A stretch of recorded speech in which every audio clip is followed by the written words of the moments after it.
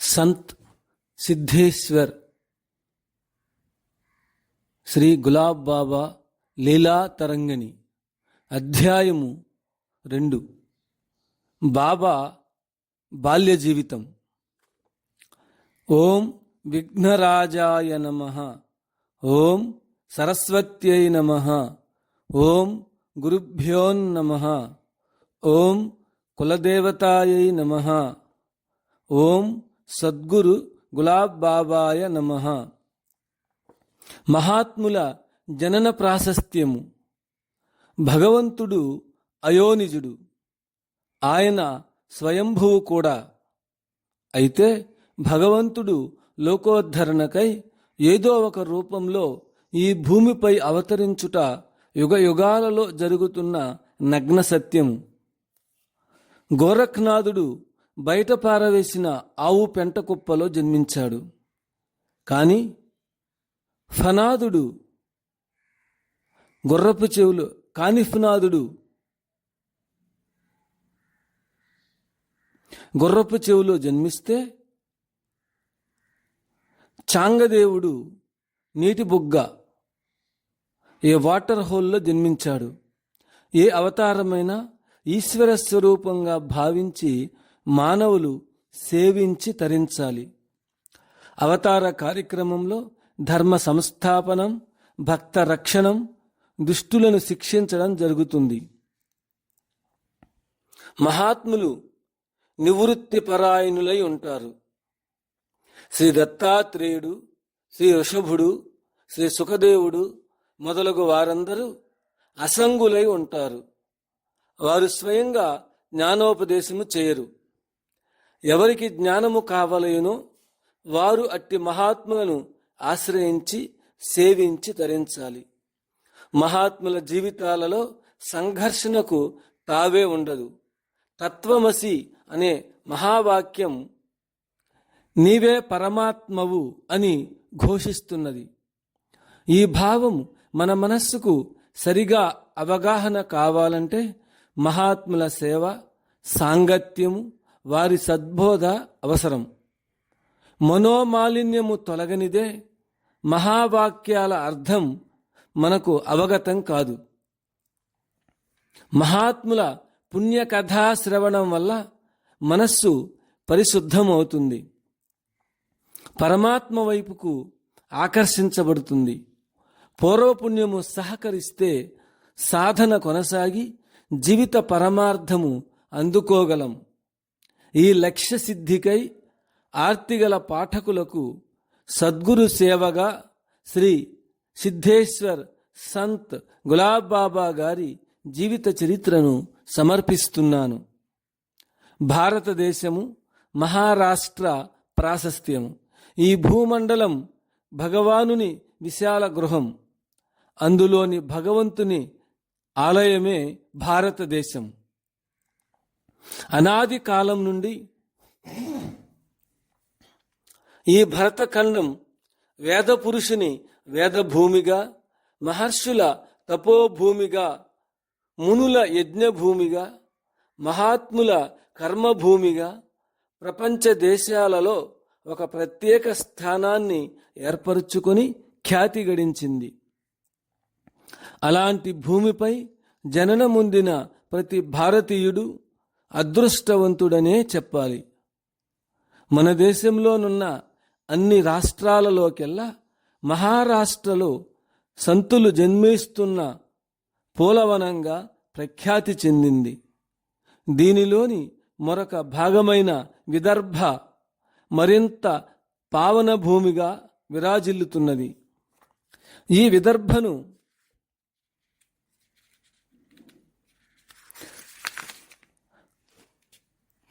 వరాడ్ అని కూడా అంటారు. అలనాటి రుక్మిణీదేవి ఈ ప్రాంతానికే చెంది ఉండడము మరొక విశేషము. ఈ విదర్భలోనున్న అమరావతిలో అంబ దేవాలయం ఉంది. ఇక్కడ నుండే శ్రీకృష్ణ భగవానుడు రుక్మిణీదేవిని తీసుకుని పోయినట్లు మన పురాణాలు చెబుతున్నాయి. సంత్ మహాత్ములైన శ్రీ గాడ్గే బాబా, శ్రీ తుకడోజీ మహారాజ్ ఈ ప్రాంతపు వారే. దర్యాపూర్ తాలూకాలో షహనూర్ అనే నది ఒడ్డుపై గల పట్టణమే అంజన్గావ్ సుర్జీ. దీనికి 6-7 కిలోమీటర్ల దూరంలో ఉన్న టాకర్ఖేడా గ్రామమే మన గులాబ్ బాబా జన్మించిన పుణ్యభూమి. ఈ గ్రామంలోనే పూర్వము జాగేశ్వర్ భారతి మహారాజు ఉండేవారు. ఈ ప్రాంతం శివాజీ పరిపాలనలో ఉండేది. వీరి కాలంలో మోర్ వంశీయులు అధిక సంఖ్యలో ఈ గ్రామంలో ఉండేవారని ప్రతీతి. అందువలన ఈ గ్రామం టాకర్ఖేడా మోరే అని పిలువబడుచున్నది. ఆధ్యాత్మికంగా, చారిత్రకంగా ఈ చిన్న గ్రామము ప్రత్యేక స్థానాన్ని అలరించుకున్నది. అంతేగాక ఈ గ్రామం బ్రిటిష్ వారిని ఎదిరించిన త్యాగభూమి. బ్రిటిష్ ప్రభుత్వము భయాందోళనలకు గురి అయి ఈ గ్రామంలో పోలీస్ స్టేషన్ను ఏర్పాటు చేశారు. ఇప్పుడు లేదు. ఉమక్ వంశీయుల చరిత్ర. పూర్వకాలం నుండి ఉమక్ వంశీయులు ఉత్తమ భాగవతులుగా పేరు పొందారు. సంఘంలో మంచి గౌరవనీయమైన స్థానాన్ని పొందారు. శ్రీ జానోజీ ఉమక్, వరాస్ ఉమక్ అనే 2 అన్నదమ్ములు ఉండేవారు. మన గులాబ్ బాబా పితృదేవులే శ్రీ సీతారాం నందలాల్. వీరి తండ్రే శ్రీ వరాజీ ఉమక్. తండ్రి వలె చిన్ననాటి నుండే భగవంతుని యందు అనన్యమైన భక్తి ప్రపత్తులు సీతారాంకు కలిగాయి. అంజన్గావ్ అంటే సుర్జీ నివాసి అయిన రామ్జీ పులారా ముద్దుల కూతురే తానాబాయ్. ఈమె తల్లి పేరు అజాబాయ్. పుట్టిల్లు ముర్హా గ్రామం. ఇక్కడ భవానీ మందిరము ఉన్నందున ఈ గ్రామము చాలా ప్రసిద్ధికెక్కింది. నాటికి నేటికి ఇక్కడ జరిగే అమ్మవారి ఉత్సవాలకు సంత్ మహాత్ములు, భక్తులు అపారంగా వస్తుంటారు. అజాబాయ్ ఇక్కడకొచ్చే మహాత్ములను నిరంతరము సేవిస్తుండేది. ఇది ఆమె పూర్వ జన్మ పుణ్యఫల సుకృతమని చెప్పవచ్చు. మహాపురుషుల సందర్శనం, సేవ సర్వార్థప్రదం అనే సూక్తిని పాటించి తన జీవితాన్ని పునీతం చేసుకుంది. తల్లిదండ్రుల కులదేవత ఇలవేల్పు కూడా నాగదేవత. తల్లి సుగుణ సంస్కారాలతో జన్మించింది తానాబాయి. బాబా తల్లిదండ్రులు శ్రీ గులాబ్ బాబా తల్లి పేరు తానై, తండ్రి సీతారాం నందలాల్ గారు. తానై నంద దంపతులు విఠల్ భక్తులు.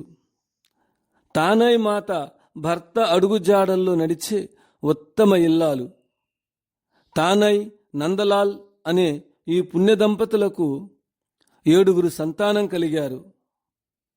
పెద్ద కుమారుని పేరు యశ్వంత్. రెండో కుమారుడు నారాయణరావు. తృతీయ సంతానముగా జన్మించిన మహాత్ముడే మన సిద్ధేశ్వర్ సంత్ శ్రీ గులాబ్ బాబా. 4వ సంతానముగా నర్మదా అనే అమ్మాయి జన్మించింది. 5వ సంతానము ద్రౌపదీబాయి. 6వ సంతానము రామారావు కాగా 7వ కుమారుని పేరు భీమురావు.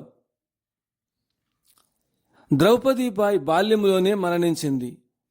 సీతారాం మహాభక్తుడు కావడం చేత అందరూ సాధుభువా అని పిలిచేవారు. వీరు రచించిన భజన గీతాలు డోలాస్, బహరూద్ అనే పేర్లతో పిలుస్తారు. ఈ గ్రామంలో ప్రతి ఏటా గణపతి ఉత్సవాలు భారీ ఎత్తున చేసేవారు. సీతారామ, లక్ష్మణ, హనుమాన్ విగ్రహాలు ఊరంతా ఊరేగింపు చేసేవారు. వీరు రచించిన రామాయణ గీతాలను వీరే స్వయంగా పాడుతుంటే గ్రామస్తులంతా తన్మయత్వం చెంది ఆనందంతో చిందులు తొక్కేవారు. నిరంతరం విఠలుని భజన నామ సంకీర్తనలో కాలం గడుపుతుండేవారు. చుట్టుపక్కల గ్రామస్తులు కూడా భజన సంకీర్తనలు చేసేటందుకు నందలాల్ని తమ ఊళ్లకు ఆహ్వానిస్తుండేవారు. ఈనాటికి కూడా వారు పాడిన గీతాలు గ్రామస్తులు పాడుతున్నారంటే అవి ఎంతో భక్తి రసభావాలతో మిళితమై ఉండాలి. బాబా జననము, బాల్యము. చాతుర్మాస్యం ప్రవేశించాక శ్రీ గంగారాం పావరే ఇంట్లో భాగవతుల సత్సంగ కార్యక్రమాలు జరుగుతుండేవి. శ్రీమతి గణోంకర్ ఇంట్లో హరి విజయమనే గ్రంథపారాయణ రాత్రిళ్ళు చేస్తుండేవారు. నవమాసాలు మోస్తున్న తానాబాయ్ పారాయణం వినడానికి నిత్యము వస్తుండేది.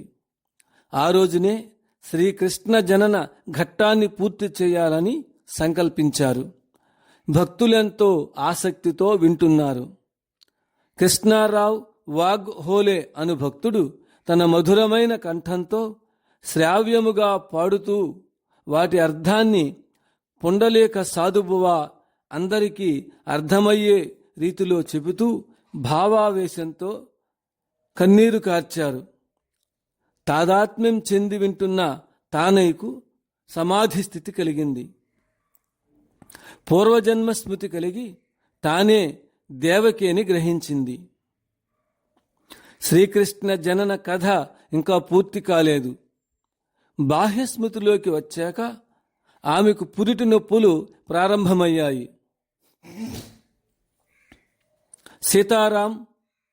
సీతారాంకు శ్రీకృష్ణ జనన కథ పూర్తిగా వినాలని కోరిక ఉన్నా తానాబాయి పురిటి నొప్పులు వల్ల భార్యాభర్తలిద్దరూ ఇంటికి వచ్చేశారు.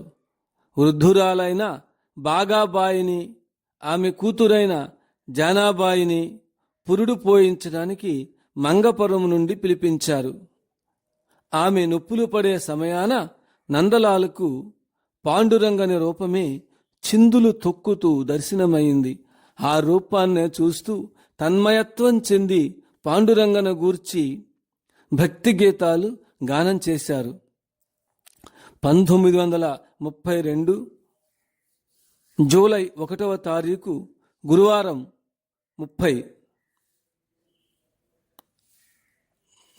30 జూన్ అర్ధరాత్రి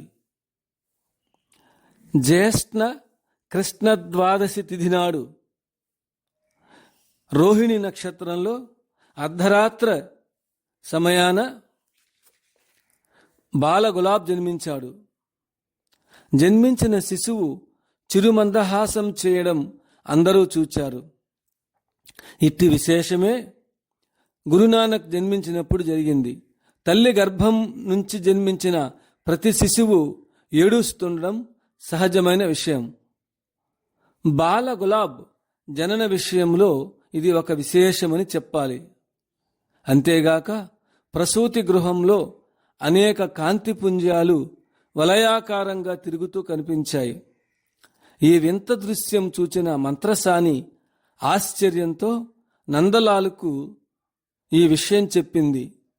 ఆయన స్వయంగా ప్రసూతి గృహంలోనికి వెళ్ళి కాంతి వలయాలను చూచి ఆశ్చర్యంతో తల మునకలవుతూ భార్యతో ఇలా అన్నాడు: ఈ బాలుడు అందరి ఇళ్లలో జన్మించే సామాన్య బాలుడు కాడు, మన ఇంట్లో ఉండేవాడు కాదు, భగవంతుడే తమ బిడ్డగా జన్మించాడు. అందరూ ఈ బిడ్డను దైవంగా ఆరాధిస్తారు. శ్రీకృష్ణ జనన కథ వినే సమయాన తానైబాయికి పురిటి నొప్పులు ప్రారంభమై ఆ పరంధాముడే తన ఇంట జన్మించి శ్రీకృష్ణ జనన కథ పూర్తి చేసినందులకు తానాబాయి దంపతులకు అమితానందం కలిగింది. తరువాత కాలంలో నందలాల్ అన్న మాటలు అక్షరాలా నిజమయ్యాయి.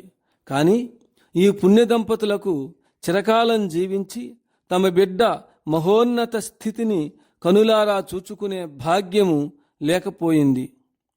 తానై నందలాళ్ళు ఇద్దరూ అకాల మరణం చెందారు. కృతయుగంలో పృశ్నిసుతవుడు అనే పుణ్య దంపతులు ఉండేవారు.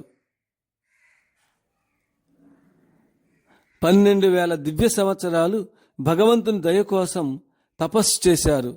తపో ఫలితంగా ప్రత్యక్షమైన భగవానుడు వరం కోరుకోమంటే, ప్రభు మీ దర్శనమే మాకు పరమ శుభదాయకమైన వరం, అయినా కోరుకోమన్నారు కనుక కోరుకుంటున్నాము, నీలాంటి కుమారుణ్ణి అనుగ్రహించు అని వారు ప్రార్థించారు. నాలాంటి వారు ఎవరున్నారు? నేనే మీకు 3 జన్మల్లో పుత్రునిగా పుడతాను అంటూ జగత్ప్రభువు అంతర్ధానమయ్యారు. వారు అదితి కశ్యపులు కాగా, వామనునిగా, కౌసల్య దశరథులు కాగా,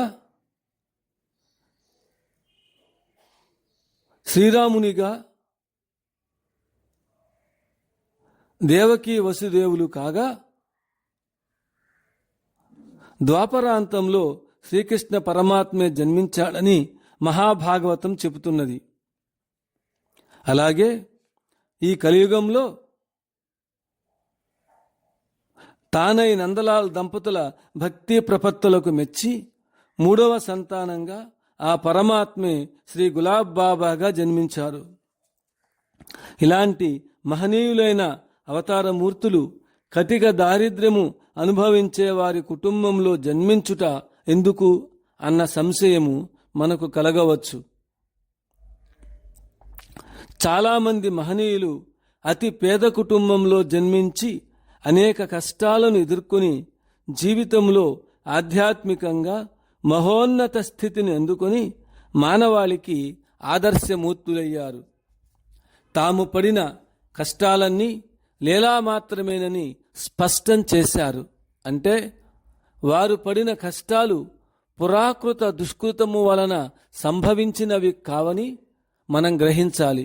అలానే వారు చేసిన కార్యాలు వారికి కర్మఫలాన్ని అంటించేవి కావు అని మనం గుర్తుంచుకోవాలి.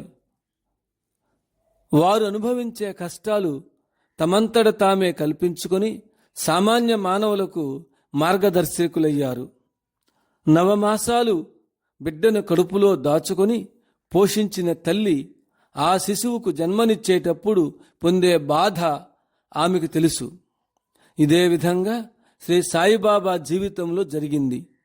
1911వ సంవత్సరంలో దత్త జయంతి సందర్భాన శ్రీ సాయిబాబా అకస్మాత్తుగా నాకు ప్రసవ వేదనగా ఉన్నది అంటూ అందరినీ మసీదు నుండి తరిమివేశారు.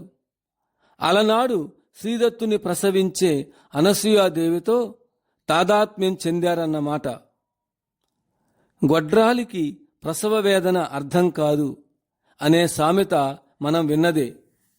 వారు జన్మించిన సమయాన తన తల్లి ఎలాంటి ప్రసవ వేదన పొందిందో శ్రీ గులాబ్ బాబా స్వయంగా అనుభవానికి తెచ్చుకొని తన జన్మతిథి నాడు పురిటి నొప్పులు పడుతున్న తల్లితో తాదాత్మ్యం చెందేవారు. పసిపిల్లల వలె కన్నీరు కార్చేవారు. అంతేకాదు, మాతృదేవోభవ అన్న ఆర్యోక్తిని సార్థకం చేస్తూ తన మాతృమూర్తి పేరిట టాకర్ఖేడా గ్రామంలో తానై ఆశ్రమం భక్తుల ప్రేరణతో కట్టించారు. బారసాల మహోత్సవం. బాబా జన్మించిన తరువాత బారసాల చేయడానికి తల్లిదండ్రులకు ఆర్థిక స్థోమత లేనప్పటికీ బంధువులను ఆహ్వానించి ఎంతో వైభవోపేతంగా బాజా భజంత్రిలతో జరిపించారు. కుటుంబ ఆర్థిక పరిస్థితులు. ఈ కుటుంబము తలదాచుకొనుటకు ఒక చిన్న ఇల్లు మాత్రమే ఉండేది. అందులో నివాసము చేయడం కష్టమే. వర్షం కురిస్తే ఆ వాన నీరంతా ఇంట్లోకి ప్రవహిస్తూ ఉండేది. ఇప్పటికీ ఆ ఇల్లు టాకర్ఖేడాలో ఉంది. పైకప్పులోని తొర్రల నుండే సూర్యరశ్మి నిరాఘాటంగా లోనికి ప్రవేశిస్తూ ఉండేది. ప్రస్తుతము ఆ ఇంట్లో బాబా చిన్నతమ్ముడైన భీమరావు తన కుటుంబంతో నివసిస్తున్నాడు. నేను అంటే రచయిత మరియు జేవి సుబ్బయ్య గారు, బాబా జన్మించిన గృహాన్ని 1990 అక్టోబర్లో దర్శించి భీమరావు ఆతిథ్యాన్ని పొందాము. ఈ విధంగా తలదాచుకోవడానికి సరైన ఇల్లు గాని ఆ కుటుంబానికి ఉండేవి కావు. బాబా తండ్రికి 2 ఎకరాల చౌడు భూమి ఉండేది, సరిగ్గా పండేది కాదు. 1942వ సంవత్సరం ఆషాఢ ఏకాదశి పర్వదినాన సీతారాం ఉపవాసమున్నారు. పొలం పనులు చూసుకొని ఇంటికొచ్చి స్నానం చేసి విఠలునికి పూజలు చేస్తూ ప్రాణాలు విడిచారు. పరాయి ఇళ్లలో కూలి పనులు చేసుకుంటూ ఒక పూట తిని ఒక పూట తినక కాలం గడుపుతున్న కుటుంబానికి ఆయన అకాల మరణం వల్ల మూలిగే నక్క మీద తాటిపండు పడిందన్నట్లుగా అయింది. ఆయన శవాన్ని ఇంటి మధ్యలో ఉంచారు. దహన సంస్కారాలకు ఇంట్లో చిల్లి గవ్వైనా లేదు. శవం మీద కప్పేటందుకు కొత్త బట్ట కొనడానికి కూడా శక్తి లేదు. తానైమాయి దుఃఖాశ్రువులు రాలుస్తూ తన భర్త ధరించే పాత పంచెనే ఆయనపై కప్పి నమస్కరించింది. ఆ క్షణాల్లో ఆమె పడ్డ హృదయ వేదన వర్ణించరానిది. ఈ దుఃఖాన్ని భరించలేక భర్త శరీరంపై పడి శోకిస్తూ గుండెలు బాదుకుంటూ, హే భగవాన్, నా బిడ్డలను అనాథలను చేసి నా స్వామి ప్రాణాలు కబళించావా అని హృదయ విదారకంగా శోకించింది. దగ్గరే ఉన్న ముక్కు పచ్చలారని పసికందులను చూస్తూ తండ్రి లేని వీరిని ఎలా పోషించగలను అని గుండెలు బాదుకుంటూ సొమ్మసిల్లి పడిపోయింది. అక్కడున్న వారంతా ఆమెను ఎంతో ఓదార్చారు. సానుభూతి వాక్యాలు పలికి వారంతా దుఃఖాన్ని ఉపశమింపచేశారు. చివరకు గ్రామస్తుల సహకారంతో ఆయన శవం శ్మశాన వాటికకు తీసుకుపోబడింది. కర్మక్రతువులు అయిన మరుసటి రోజు నుండే ఆ మహా ఇల్లాలు తన బిడ్డలను పోషించుకునేందుకు కొందరి ఇళ్లలో పాచి పనులు చేస్తూ కూలి పనులకు కూడా వెళుతూ రోజులు గడపసాగింది. చేతికంది వచ్చిన పెద్ద కుమారులిద్దరూ కూడా చిన్నవారైనప్పటికీ ఏదో ఒక పని చేస్తూ తల్లికి సహకరించేవారు. సీతారాం మరణ సందేశం. మరణ ఘడియలు దగ్గరవుతున్న సమయాన వారన్న మాటలు పరమపదం నుండి వచ్చిన సందేశంగా భావించాలి. ఒక వ్యక్తి మంచివాడా చెడ్డవాడా అనే విషయము అతని మరణావస్థే సూచిస్తుంది. జీవించి ఉండగా మంచి పనులు చేసిన వ్యక్తి ఎలాంటి మరణ బాధ లేకుండా సుఖశాంతులతో కన్నుమూస్తాడు. పాపకృత్యాలు చేసిన వ్యక్తి మరణము ఎంతో బాధతో కూడుకొని ఉంటుంది. ఈ సందేశము అందరికీ జ్ఞానోదయం కలిగించాక భగవంతుని నామస్మరణ చేస్తూ ప్రాణాలు విడిచిన నందలాలకు కలిగిన అదృష్టము కోటికొక్కరికి కూడా కలగదని గ్రామస్తులు తలచారు. రాగద్వేషాదులు లేకుండా చేసిన మంచి పనుల వల్ల సంచిత కర్మలు నశిస్తాయని భగవద్గీత చెబుతుంది. అధ్యాయం 4:30. తానాబాయి మానసిక సంక్షోభము పడిన కష్టాలు. ఆ రోజుల్లో ఇంట్లో వారంతా ఏదో ఒక పని చేసినా కనీసము ఒక్క పూటైనా తృప్తిగా తినే భాగ్యానికి నోచుకునేవారు కాదు. రెక్కాడితే కాని డొక్కాడదనే సామెత ఈ కుటుంబానికి సరిపడుతుంది. ఏ రోజైనా ఏ ఒక్కరు పనికి పాలుమాలినా ఆ రోజల్లా పస్తులతో గడపవలసి వచ్చేది. ఇలాంటి పెద్ద కుటుంబంలో ఏ ఒక్కరు పని చేయకపోయినా అది కుటుంబ కలహాలకు దారి తీస్తుందనే విషయము బాల గులాబ్ జీవిత చరిత్రలో మరువరానిది. అందరి పిల్లలలాగా తన బిడ్డలు చదువుకునే భాగ్యానికి నోచుకోలేనందుకు తానాబాయి విచారిస్తుండేది. భర్తకు దూరమై సంపాదించే ఆధారం లేక నిరాధారురాలైంది. అంటే పూర్ణచంద్రుడు లేని రాత్రి అయిపోయింది తానై మాత బ్రతుకు. పసికందులైన బిడ్డలు ఆకలి బాధలకు తాళలేక ఏడుస్తుంటే లోలోన కుమిలిపోతుండేది. ఇరుగు పొరుగు వారైన కొందరు పరుషమైన మాటలతో పలు విధాలుగా కించపరిచేవారు. పోషించలేని దానివి ఇంతమంది పిల్లలను ఎందుకు కన్నావని కొందరంటే, పిల్లల్ని ఆకలికి చంపకపోతే ఎక్కడికైనా పోయి ముష్టి ఎత్తుకొని జీవించకూడదా అని మరికొందరనేవారు. సదాచారం కలిగిన కుటుంబంలో జన్మించి భిక్ష చేసి ఎలా జీవించేదని దుఃఖించేది. రోజల్లా కష్టపడి పనిచేసినా తన బిడ్డలకు పిడికెడు మెతుకులు పెట్టలేని దుస్థితికి పరితపిస్తూ ఉండేది. పని దొరక్కపోతే పిల్లలకు గంజి తావించేది. ఆ గ్రామంలో ఉన్న నిరుపేదలైన కొందరికి ఒకరికి ఒకరు సహాయం చేసుకునే శక్తి ఉండేది కాదు. అవమానాలు భరించలేక, బిడ్డల ఆకలి మంటలు చూడలేక ఆత్మహత్య చేసుకోవాలని దృఢ నిర్ణయం చేసుకుంది. ఆనాడు ఆమె పడ్డ మానసిక సంక్షోభము వర్ణనాతీతము. జీవితాన్ని అంతం చేసుకోవాలనే ఆలోచన తరంగాలు నిరంతరం ఆమెను వెంటాడుతుండేవి. అవి ఆమె మనస్సుపై గొడ్డలు పెట్టి నరికినట్లు అనుభవమవుతుండేది. బ్రతుకు భారంగా తోచిన కారణాన వేటకాని వలలో పడిన జింకపిల్ల ఎలా గిలగిలా కొట్టుకుంటుందో అలానే గిజగిజలాడిపోతుండేది. తాను మరణిస్తే తన బిడ్డలను ఎవరు ఆదరిస్తారని తలపోస్తుండేది. పండరీనాథ్ విగ్రహం ముందు కూర్చొని, హే భగవాన్, నా భర్త ఉంటే ఇన్ని కష్టాలుండవు కదా. నా పసుపు కుంకుమలను తుడిచి అనాథగా చేశావే. నా జీవితాన్ని మూడుబారిన వృక్షంలాగా చేశావే. నా బిడ్డల ఆకలి బాధలను తీర్చే శక్తి లేనప్పుడు నేనెందుకు జీవించాలి అని పరిపరి విధాలుగా విలపించేది. ఆత్మహత్య చేసుకునే ముందుగా కడసారి తన బిడ్డలకు పిండి వంటలు చేసి పెట్టాలనే కోరిక కలిగింది. అవి చేశాక ఇవే కదా నా చేత్తో పెట్టే ఆఖరి తినుబండారాలని దుఃఖించింది. చిన్న బిడ్డలను దగ్గరకు చేర్చుకొని వారి నోళ్లలో పెడుతూ కన్నీరు కారుస్తూ ఉండిపోయింది.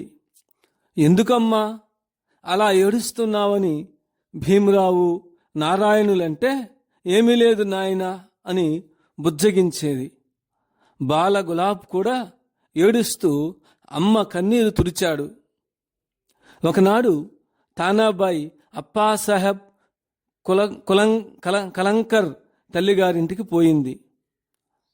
ఆమె వరుసకు అక్క అవుతుంది.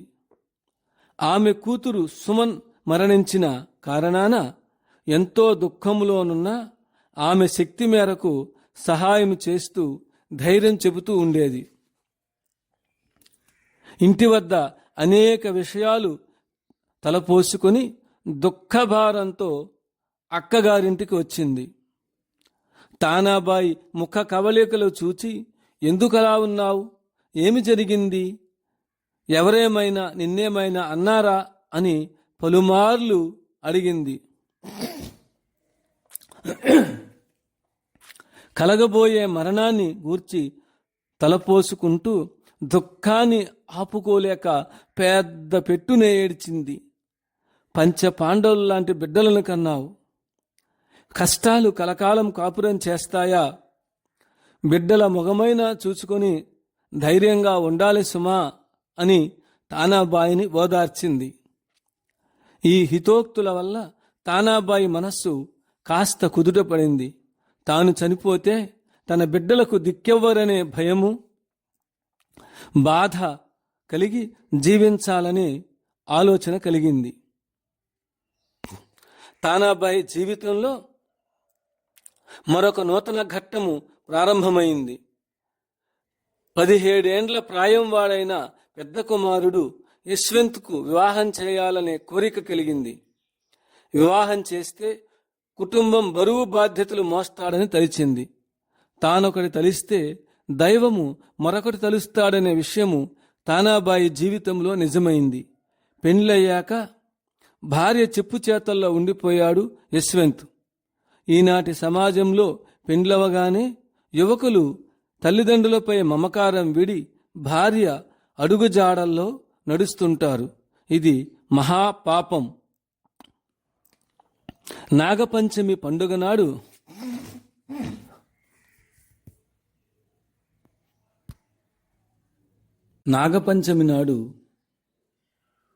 పిండి వంటలు చేసుకున్నారు. కృష్ణ, పాండు అనే బాలురతో పశువులను మేపడానికి వెళ్ళిన బాలగులాబ్ రాకకై ఎదురు చూస్తూ గుమ్మం వద్ద నిలబడింది.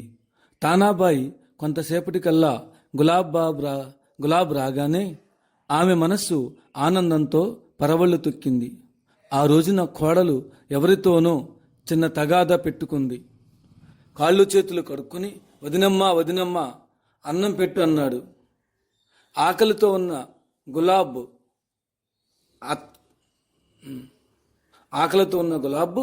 వదినమ్మా వదినమ్మా అన్నం పెట్టు అన్నాడు.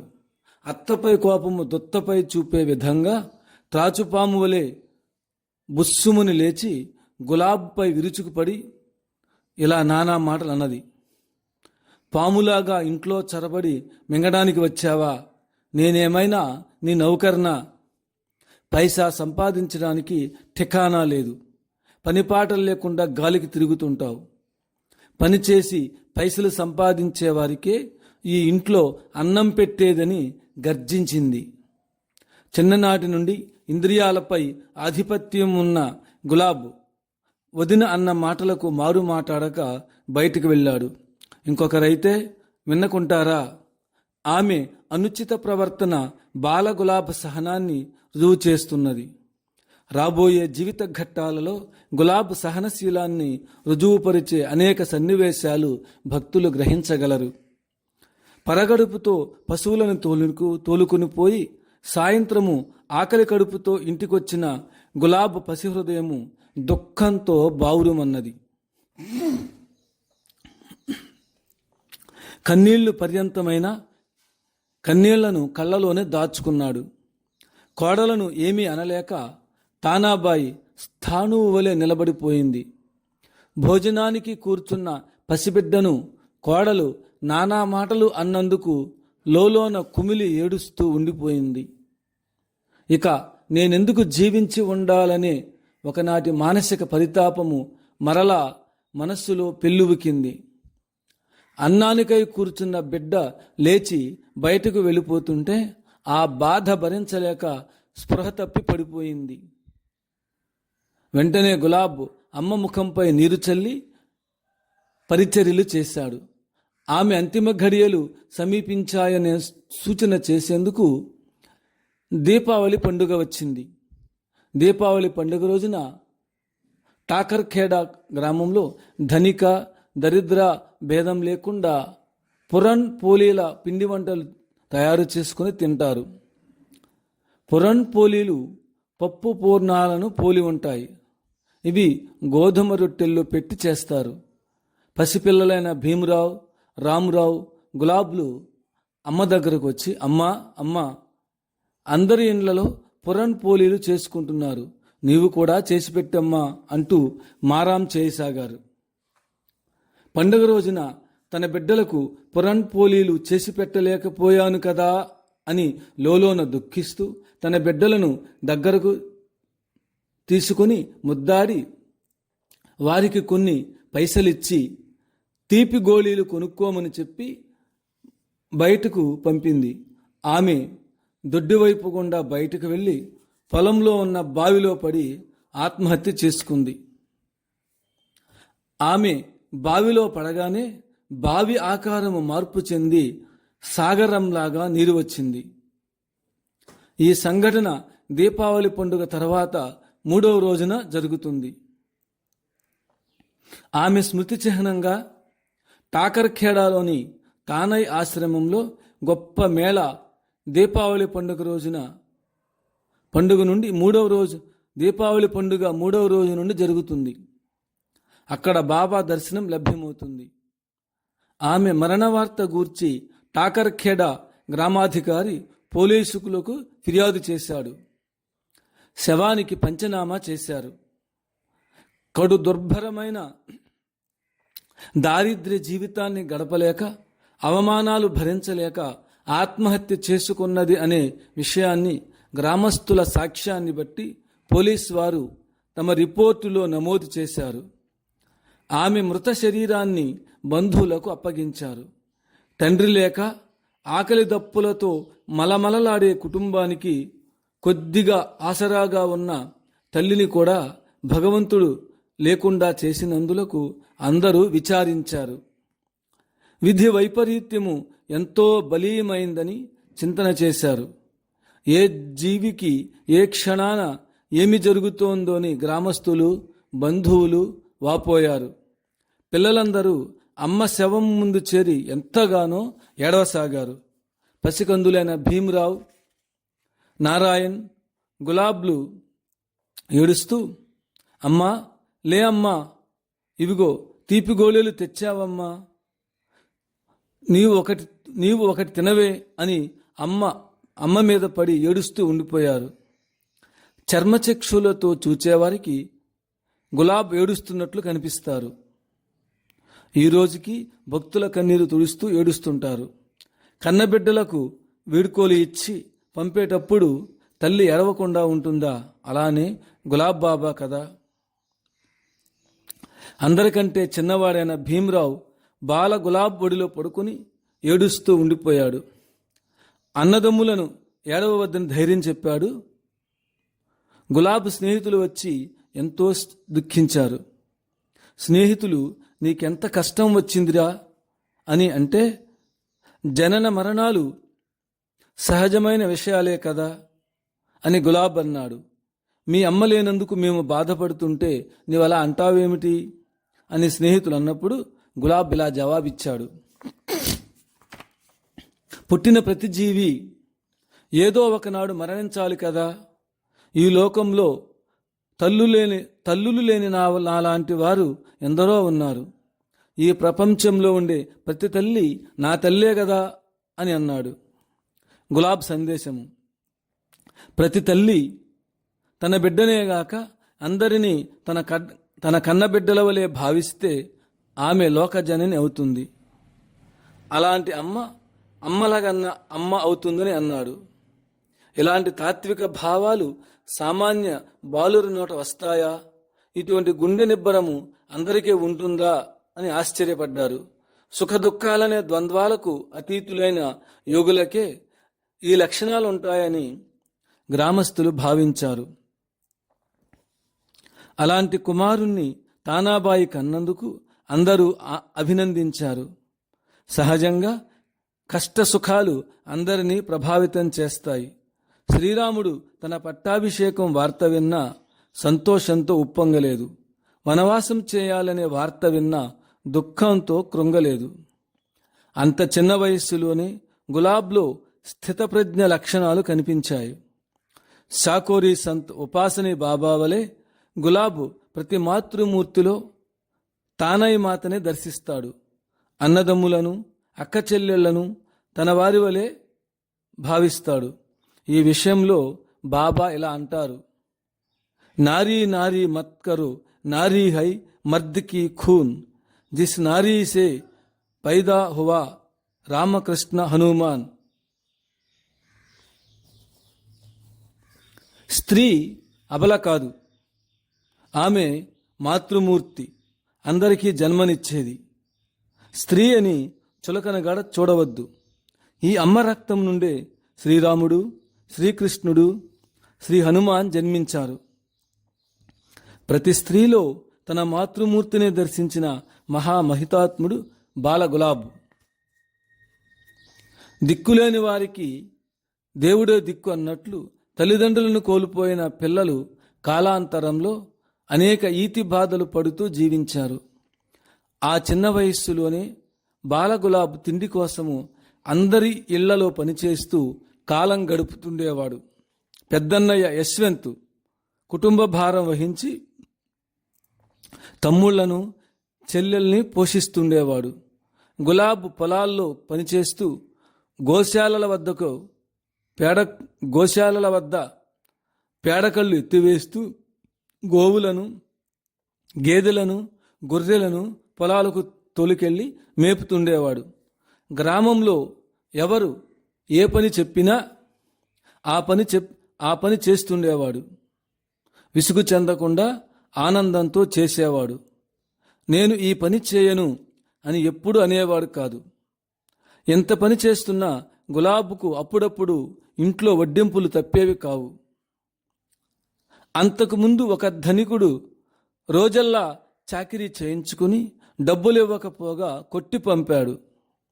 అంతటితో ఊరుకోక ఆమె వద్దకు వచ్చి, మీ అబ్బాయి పని చేయకుండా డబ్బులడిగి తీసుకుంటున్నాడని చెప్పాడు.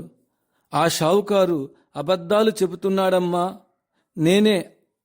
నేను అలాంటి పనులు ఎప్పుడైనా చేస్తానా అని అన్నాడు.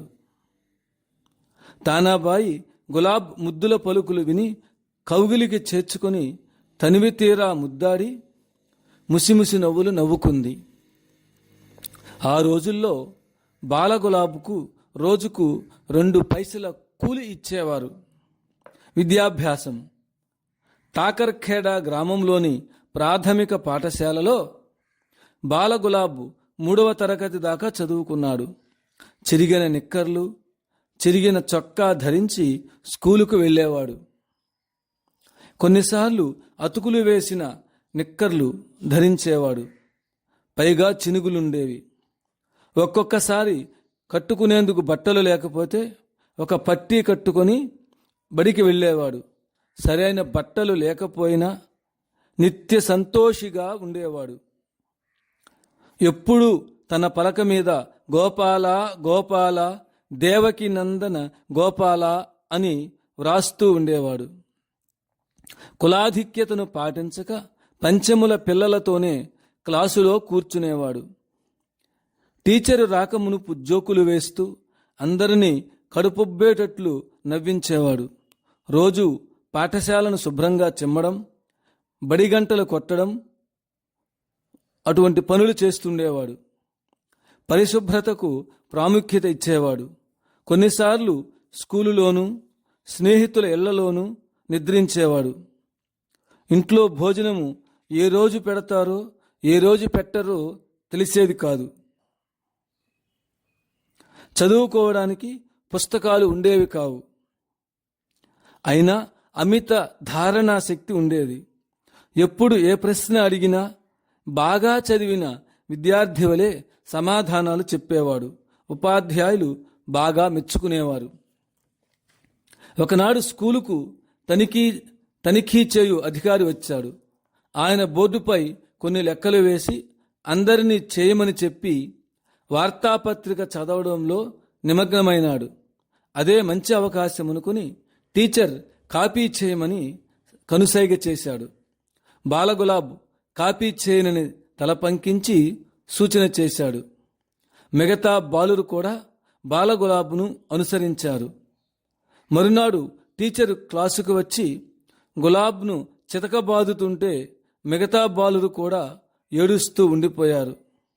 ఉపాధ్యాయుడు అంత కొట్టినా గులాబ్ బాధపడలేదు. ఈ సంఘటన గులాబ్ సత్యనిష్టకు ఉదాహరణ.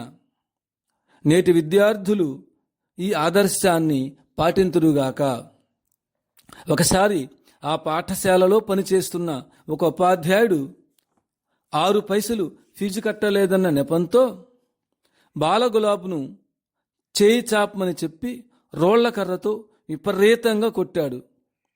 ఈ అనుభవాన్ని మనస్సులోనే ఉంచుకునే బాబా ఉపాధ్యాయులతో ఒకసారి ఇలా అన్నారు: మీ దగ్గర చదువుకునే పేద విద్యార్థులకు చదువు చెప్పడమే కాకుండా వారి వద్ద డబ్బులు లేకపోతే మీరు ఫీజులు కట్టండి.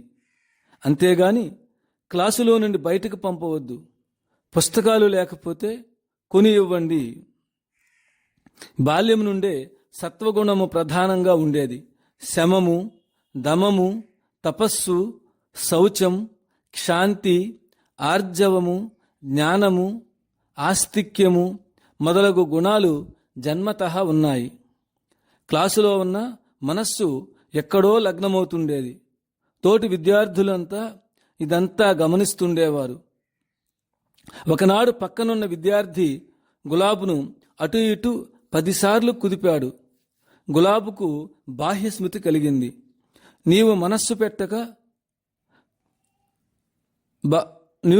మనస్సు ఎక్కడో పెట్టుకోక బాగా చదువుకొని పెద్ద ఉద్యోగం చేయాలని చెప్పాడు.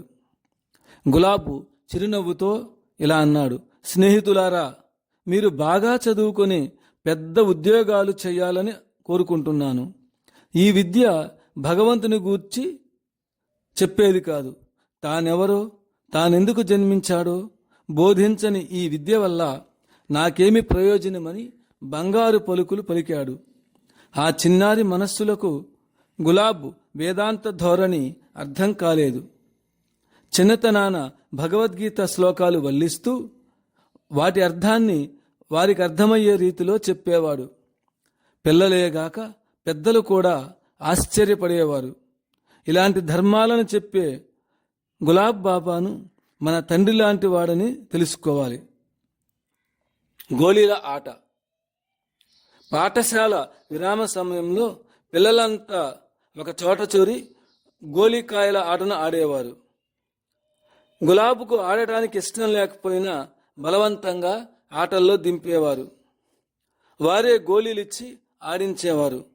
గులాబ్ పరధ్యానంగా ఉన్నప్పుడు దూరంగా ఉండే గోళీలను దగ్గర పెట్టి కొట్టినా అవి తగిలేవి కావు. ఎన్ని రకాల కుయుక్తులు పన్నినా చివరకు గులాబే గెలిచేవాడు. ఓడిపోయి గుంజీళ్లు తీస్తున్నందుకు వారందరికీ గులాబ్పై కోపం వచ్చింది. ముఖాలు కూడా ఎర్రబారాయి. గులాబ్ అందరికీ ఇలా బుద్ధి చెప్పాడు, ఆటలు ఆనందం కోసం ఆడుకుంటాము. ఆటల్లో గెలుచుట ఓడుట ధ్యేయం కాదు, బాగా ఆడుటే ప్రధాన లక్ష్యము. ఓడిపోయామని బాధ కలిగితే ఇంతటితో ఆటను ఆపేద్దాం. ఆడేటప్పుడు మోసం చేయవద్దు. బాలగులాబ్ హితోక్తులు వారిలో సద్బుద్ధిని కలిగించడమే గాక వారు చేసిన తప్పిదాన్ని గ్రహించేలా చేశాయి. గులాబ్ సేవా తత్పరత. బాలగులాబ్లో ఉట్టిపడే అందచందాలకు, దైవిక శక్తికి పిన్నలు పెద్దలు ఆకర్షితులయ్యారు. తోటి బాలురంతా గులాబ్ సన్నిధిలో ఆకలి దప్పుల్నే గాక తమ తల్లిదండ్రులను కూడా మరచేవారు. ఒకనాడు ఏకాదశి పండుగ వచ్చింది. అది ఏకాదశి పండుగో నాకు సరిగ్గా గుర్తులేదు అని అప్పాసాహెబ్ కలంకర్ చెబుతున్నాడు. పండుగల్లో ఉపవాసాలు చేయడము సహజం. ఉన్నవారికి ప్రతిరోజు ఒక పండుగే. నిరంతరం పస్తులతో జీవించే నిరుపేదలకు ప్రతిరోజు ఏకాదశి పండుగే. హిందూ మతంలో నెలకొక పండుగ వస్తూ ఉంటుంది. ఉపవాసాలు చేయడం వల్ల మానసికంగా, శారీరకంగా మంచి ఆరోగ్యము చేకూరుతుంది. పండుగల్లో మంచి మంచి పిండి వంటలు చేసి పెడతారనే భావన పిల్లలందరికీ ఉంటుంది.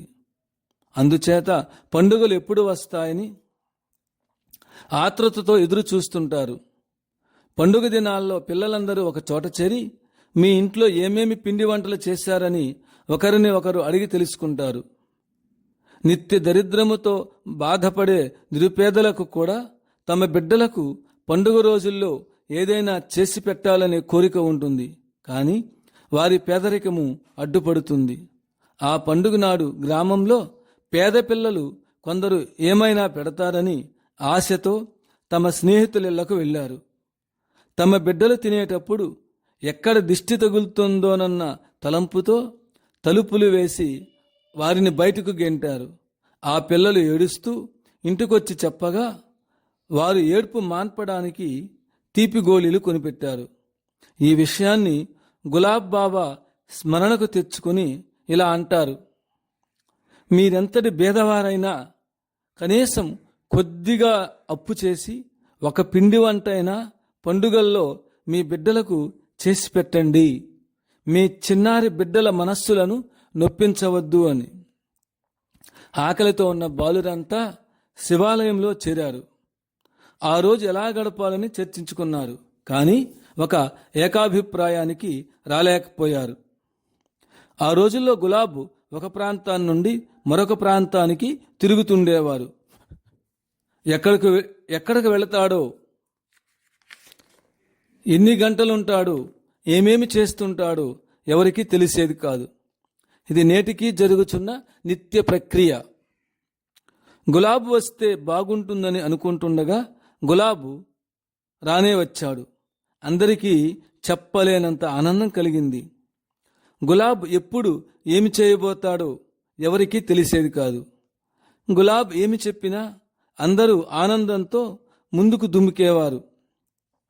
అందరూ కలిసి చెప్పులు లేకుండా టాకర్ఖేడా రోడ్డుపై బయలుదేరారు. రోడ్డుపై ఏమున్నదో గమనించకనే గంతులు వేస్తూ అల్లరి చిల్లరిగా గేలి చేసుకుంటూ నడుస్తున్నారు. రోడ్డంతా ముండ్లు పడి ఉండడము గులాబ్ మాత్రమే చూశాడు. ముళ్ళు గుచ్చుకునే బాధ లేకుండా చేయాలని రోడ్డు చిమ్ముతూ గులాబ్ ముందు పోతుంటే స్నేహితులు అనుసరించారు. ఈ విధంగా స్నేహితులకు సేవ చేస్తున్నందులకు లోలోన ఎంతో మురిసేవాడు. ఇలాంటి జాగ్రత్త మన తల్లిదండ్రులు కూడా తీసుకోరు అని మనం తెలుసుకోవాలి. అందరూ అడవిలోనున్న తుంబుర్ ఆలయానికి చేరారు. ఆమె గులాబ్ వంశీయుల కులదేవత. అమ్మను దర్శించి భజన చేశారు. ఆలయ సమీపాన గణేష్ అనే సెలయేరు ప్రవహిస్తున్నది. స్నానపానాదులు చేసి ఒక రైల్వే వంతెన వద్దకు చేరి అక్కడ ఉన్న రాళ్లగొట్టలపై కూర్చున్నారు.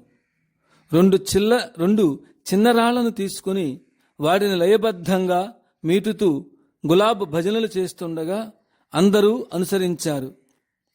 ఇళ్ల వద్ద తమ పిల్లలు ఎంతసేపటికి రాకపోయేసరికి కంగారు పడసాగారు. చెప్పకుండా వెళ్ళినందుకు బిడ్డలపై కోపగించుకున్నారు. గులాబ్తో వెళ్ళి ఆడుకొని వచ్చామని చెప్పగానే వారు సంతోషించారు. గులాబ్ను సాధు బువాకా బేట అని అందరూ పిలుస్తారు. వర్షాకాలం వచ్చింది. పొలాల్లో పనిచేయడానికి గులాబ్ కుటుంబ సభ్యులు, రైతు కూలీలు తమ భార్య బిడ్డలతో ఇతర ప్రాంతాలకు బయలుదేరారు. విత్తనాలు నాటాక పొలాల్లో పెరిగే కలుపు మొక్కలు తీసే పని చేస్తుండేవారు. గులాబ్ అందరికంటే ఎక్కువ పని చేసి ఎక్కువ డబ్బులు సంపాదించేవాడు. ఒక ముసలాయన వృద్ధాప్యం చేత పనిచేయలేక వెనుకబడిపోయాడు. ఆయన నిస్సహాయతకు గులాబ్ హృదయం స్పందించి తను చేస్తున్న పనిని ఆపి ఆయన పనిని చేయడం ప్రారంభించాడు. తనకొక బిడ్డలాగా సహాయపడుచున్నందుకు ఆ వృద్ధుడెంతో సంబరపడ్డాడు. మనకే తినడానికి గతి లేకపోతే ఇతరులకు సహాయం చేస్తున్నావా? ఆ పని మనం చేసుకుంటే ఎక్కువ డబ్బులు రావా అంటూ యశ్వంత్ గులాబ్పై కోపగించుకున్నాడు. అన్నయ్య అన్న మాటలు పట్టించుకోక ఆయన పని చేస్తూ ఉండిపోయాడు. తన మాటలు పెడచెవిని పెట్టాడన్న కోపంతో మరింత దుర్భాషలాడాడు అన్నయ్య తిట్టినందుకు విచారించక నిస్సహాయుడైన ఆ ముసలాయనకు సహాయం చేయకపోతిని గదా అని ఏడుస్తూ ఉండిపోయాడు. పరోపకారం ఇదం శరీరం అనే ఆదర్శాన్ని పాటిస్తూ ఇతరుల సేవ కొరకు తనను అంకితం చేసుకున్న సంఘటనలు గులాబ్ బాబా జీవితంలో ఎన్నో మున్ముందు గమనించగలరు. హరి నామ సప్తాహం. ఒక సంవత్సరం టాకర్ఖేడా గ్రామంలో వర్షాలు పడవక పొలాలన్నీ బీళ్ళయ్యాయి. వర్షాలు పడకపోతే ఏమవుతుందని ఒక బాలుడు మహాదేవుణ్ణి అడిగాడు. ప్రజలు చనిపోతారని బాలమహాదేవ్ చెప్పాడు. ఈ మాటలు విని భగవంతుడే మన గ్రామాన్ని గూర్చి జాగ్రత్త తీసుకుంటాడని బాల గులాబ్ చెప్పాడు. హరినామ సప్తాహము, అన్నదానము చేస్తే వర్షాలు పడతాయని గులాబ్ గ్రామస్తులకు చెప్పాడు. అందరికీ గులాబ్ మాటలు నచ్చాయి. ఈ సప్తాహాన్ని బజరంగ బలి హనుమాన్ ఆలయంలో నిర్వహించారు. సప్తాహము చివరి రోజున కొందరు బాలురు అంజన్గాంలో గోధుమలు మరవేయించుకొని టాకర్ఖేడా గ్రామానికి తిరిగి వస్తుండగా మేఘాలు ఆకాశాన దట్టంగా కమ్మాయి. గ్రామం చేరాక వర్షం పడితే బాగుంటుందని బాలురంతా అనుకున్నారు. స్వార్థ చింతనతో ఆలోచిస్తున్నారే గాని వర్షాలు పడితే అందరికీ మేలు జరుగుతుందనే విషయం మర్చిపోయారని గులాబ్ వారితో అన్నాడు. త్రోవలోనే వర్షము ప్రారంభమై అందరూ తడిశారు. గులాబ్ వర్షంలోనే ఆనందంతో చిందులు తొక్కుతూ గానం చేయసాగాడు. గోపాలకృష్ణుడే గులాబ్ రూపంతో వర్షంలో అలా చిందులు వేస్తున్నాడని ఎవరూ గ్రహించలేదు. ఈ సప్తాహానికి వచ్చిన జాగేశ్వర్ భారతి అనే మహాత్ముడు అగ్నిగుండాన్ని వెలిగించి అందులో దుమికాడు. ఆయన తల వెంట్రుకలైన కాలనందులకు అందరూ నిర్ఘాంతపోయారు. అన్నదాన కార్యక్రమము భారీ ఎత్తున నిర్వహించారు. పండరీపురం వలె బాజా భజంత్రీలతో భజన గీతాలతో టాకర్ఖేడా గ్రామం అంతా మారుమోగింది. ఆనాడు గులాబ్ ఎలాంటి వాయిద్యాలను వాయించక హరినామ సప్తాహానికి హాజరయ్యే పిన్నలకు గులాల్ చల్లేవాడు, పెద్దలకు పూసేవాడు. ఆ గులాలోత్సవంలో గులాబ్ శరీరమే కనపడేది కాదు. సప్తాహము పూర్తయ్యాక భారీ వర్షాలు కురిశాయి. బాలగులాబ్ అమృతవాణిని అందరూ కొనియాడారు. ఆ సప్తాహం జరిగే రోజుల్లో మరొక సంఘటన కూడా జరిగింది. ఆ గ్రామంలోనున్న ఒక మంగలికి సంతానం లేదు. ఒక బిడ్డను ప్రసాదించమని గులాబ్ను కోరాడు. బిడ్డ కలిగితే నీవేం చేస్తావని గులాబ్ అడిగాడు. నీవు ఏది చేయమంటే అదే చేస్తానని అతను బదులిచ్చాడు. ప్రతి సంవత్సరం గణపతి ఉత్సవాలు చేయిస్తూ దిండి గ్రామ భజన బృందం వారికి అన్నదానం చేస్తే బిడ్డలు కలుగుతారని చెప్పాడు. అతను అలాగే చేశాక ఒక మగబిడ్డ కలిగాడు. గులాబ్ సామాజిక భావాలు. బ్రాహ్మణోస్య ముఖమాసీత్ బాహురాజన్య కృతః ఊరు తదస్య యద్వైశ్యః పద్భ్యాగం శూద్రో అజాయత. ఈ పురుష సూక్తం వేదాంతపరమైన సామాజిక సిద్ధాంతాన్ని ప్రతిపాదించుచున్నది. ఈ సూక్తము సమాజంలోని మేధావులను బ్రాహ్మణులుగాను అంటే జ్ఞానము కలిగిన వారు, భుజబలం కలిగిన వారిని క్షత్రియులుగాను, సమాజానికి పాడి పంటలు సమకూర్చువారు వాణిజ్యం చేసేవారిని వైశ్యులుగాను, నిత్యావసర వస్తువులు ఉత్పత్తి చేసేవారిని శూద్రులుగాను అంటే కార్మికులుగాను వర్ణించింది. సమాజమనే శరీరానికి 4 వర్ణాల వారు ముఖ్యమే. ఇందులో ఏది లోపించినా సామాజిక వ్యవస్థ కుంటుపడుతుంది. దీన్ని వర్ణ వ్యవస్థ అంటారు. వర్ణమనగా గుణకర్మలను అనుసరించి వచ్చేది కానీ జన్మతః వచ్చేది కాదు. కులమంటే వంశవృత్తులను బట్టి ఏర్పడింది. ఈ కుల వ్యవస్థలో హెచ్చు తక్కువలు వ్యవహారంలోకి వచ్చాయి.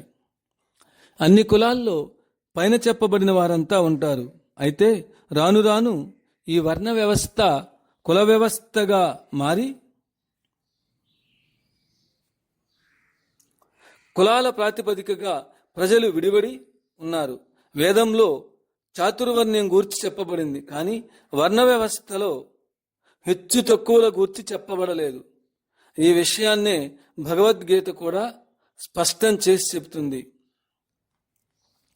గులాబ్ సామాజిక సేవను పరిశీలించి చూస్తే పురుష సూక్తంలో చెప్పబడిన సామాజిక సిద్ధాంతాన్ని చిన్ననాటి నుండి ఆచరణలోకి తీసుకుని రావడం గమనార్హం. అవతార పురుషుల కార్యాలు సామాన్య మానవుల కార్యకలాపాల్లాగా ఉండవు. దుఃఖితుల కష్టాలను బాపేటందుకు వారి ఇండ్లలోనే జన్మించాడు గులాబ్. హరిజన గిరిజనుల పిల్లలతోనే కాలం గడిపాడు.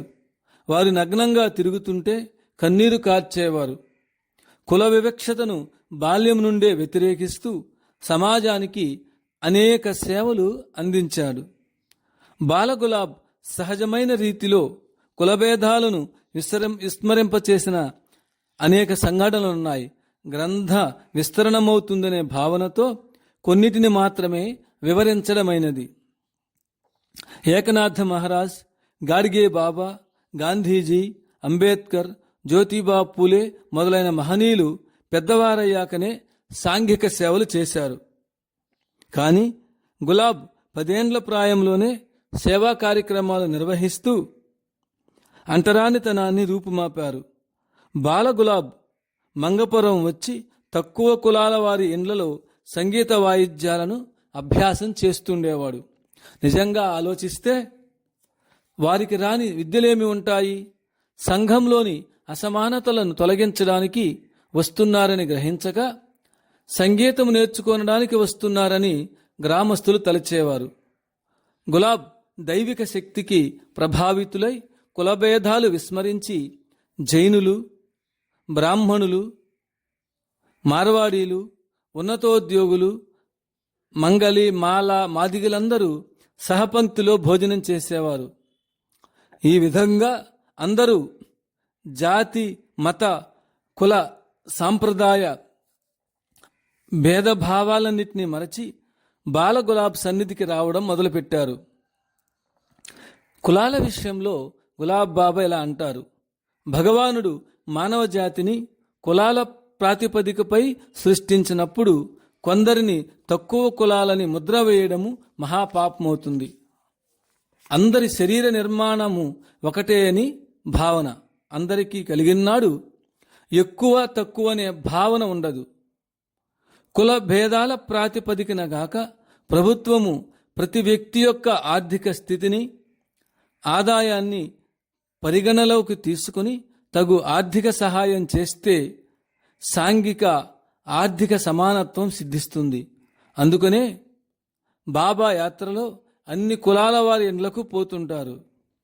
బాబా శబ్దబ్రహ్మంలో లీనమై ఉండి, అనగా నాదబ్రహ్మంలో లీనమై ఆ నాదబ్రహ్మం ద్వారా అందరినీ ఆత్మోన్నతికి తీసుకువస్తూ ఆనందం కలిగిస్తుంటారు. నిగూఢమైన మూలతత్వం ఇదే. అంతేగాని తనను ఒక కళాకారుడుగా ప్రదర్శించుకోవడం కాదు. ఆధ్యాత్మికంలో వర్ణభేదాలు లేవు కాబట్టి బాబా ఎన్నుకున్న ఈ ప్రక్రియ ప్రజలలోని వర్ణభేదాలను రూపుమాపి తీసుకుని రావడమే. మత కులభేదాలు ప్రాపంచికమైనవి. ఆ దివ్యస్థితిలో ఏ భేదాలు ఉండవు. మరి నాదబ్రహ్మంలో వెలువడే సంగీత ప్రక్రియలన్నీ ఆధ్యాత్మికోన్నతికి మార్గదర్శకాలు. ఈ రీతిగా సహజమైన రీతిలో సాంఘిక సమానత్వాన్ని తీసుకువస్తున్నారు. మంగాపురంలోని వాయిద్యకారులు పెండిళ్ల సీజన్లో బాగా డబ్బు సంపాదించుకునే అవకాశం ఉన్నా శ్రమను, దూరాన్ని, తుదకు ఖర్చును లెక్క చేయక మంగాపురం నుండి నాగపూర్, టాకర్ఖేడా, కాటేల్, పండరీపురం మొదలగు ప్రాంతాలకు వచ్చి తమ సంగీత నైపుణ్యాన్ని బాబా సాన్నిధ్యంలో ప్రదర్శిస్తుంటారు. బాబాతో కలిసి వాయిద్యాలు వాయించేటప్పుడు కలిగే పరమానందం డబ్బు కోసము వాయించేటప్పుడు కలుగదని వారు చెప్తుంటారు. వారు భక్తి ప్రపత్తులతో గోపాల గోపాల, దేవకి నందన గోపాల, గులాబ్ బాబా గోపాల అనే మంగళనాదాన్ని నాదోపాసన ద్వారా బాబాకు తెలియపరుస్తుంటారు. ఆధ్యాత్మిక ప్రచారము పువ్వు పుట్టగానే పరిమళిస్తుందన్నట్లుగా చిన్నతనాన్నే మహత్తరమైన అంతఃస్ఫూర్తి గులాబుకు సిద్ధించింది. భక్త ప్రహ్లాదుని వలె నిరంతరము హరినామ సంకీర్తన చేస్తుండేవాడు. బాహ్యస్మృతి కోల్పోయి బట్టలు బురదైనా తెలియక వర్షాల్లో చిందులు తొక్కుతూ గానం చేసేవాడు. గ్రామాల్లో తిరుగుతూ భక్తి మార్గాన్ని గూర్చి ప్రచారం చేస్తూ భక్తి గీతాలు పాడుతుండేవాడు. అయస్కాంతము ఇనుమును ఆకర్షించే విధంగా పండితులను, పామరులను ఆకర్షించేవాడు. ప్రహ్లాదుడే భూమిపై అవతరించాడని భావించేవారు. భగవంతుని గూర్చి తెలియజేయడానికి నేను జన్మించాను. ఈ ప్రపంచమంతా నా విద్యాలయం, అందరూ నా విద్యార్థులు మీ బిడ్డలకు భగవంతుని గూర్చి తెలపండి. సత్య ధర్మాలతో జీవించండి. తల్లిదండ్రుల నుండి, ఉపాధ్యాయుల నుండి, పుస్తకాల నుండి అనేక విషయాలు గ్రహిస్తున్నారు. కానీ నేటి విద్య జీవిత పరమార్థము గూర్చి బోధించడం లేదు.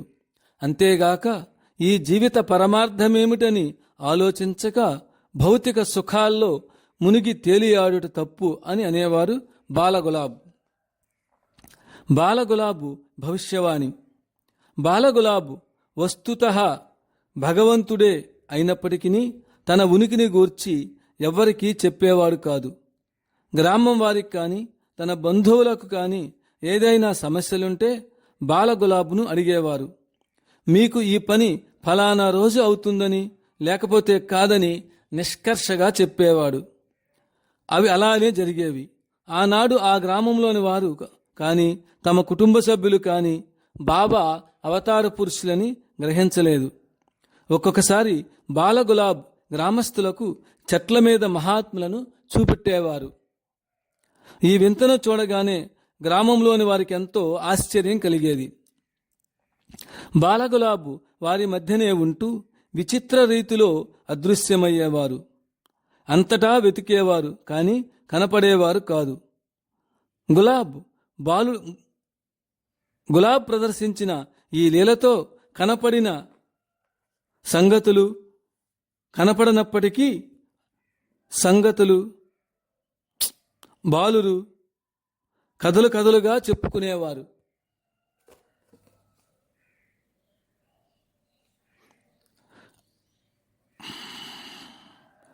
పిల్లలను దగ్గరకు చేర్చుకుని వారితో భజనలు చేయించేవారు.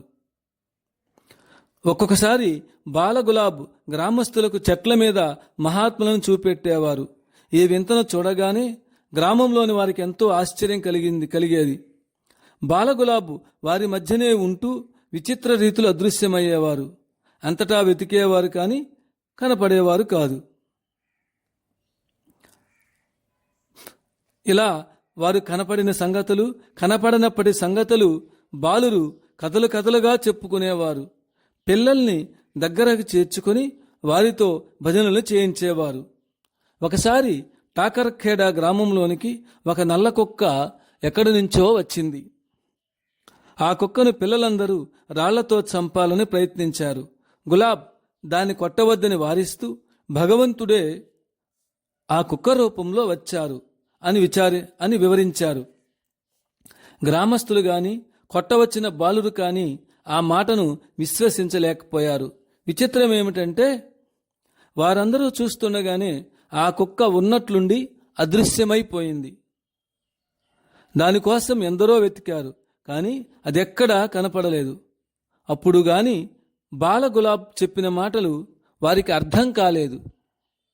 బాలగులాబ్ పాలకొండ నెత్తిన పెట్టుకుని 6-7 కిలోమీటర్ల దూరంలో ఉన్న అంజన్గావ్ సుర్జీ వెళ్ళి పాలు అమ్ముకొని తిరిగి గ్రామానికి వచ్చేవారు. ఒక రోజున బాగా వర్షం పడింది. రోడ్డంతా బురదమయం అయింది. యథాప్రకారం గులాబ్ పాలకొండ నెత్తిన పెట్టుకుని పోతుండగా కాలు జారి కింద పడిపోయాడు. పాలకొండ కింద పగిలి పాలన్నీ నేలపాలయ్యాయి.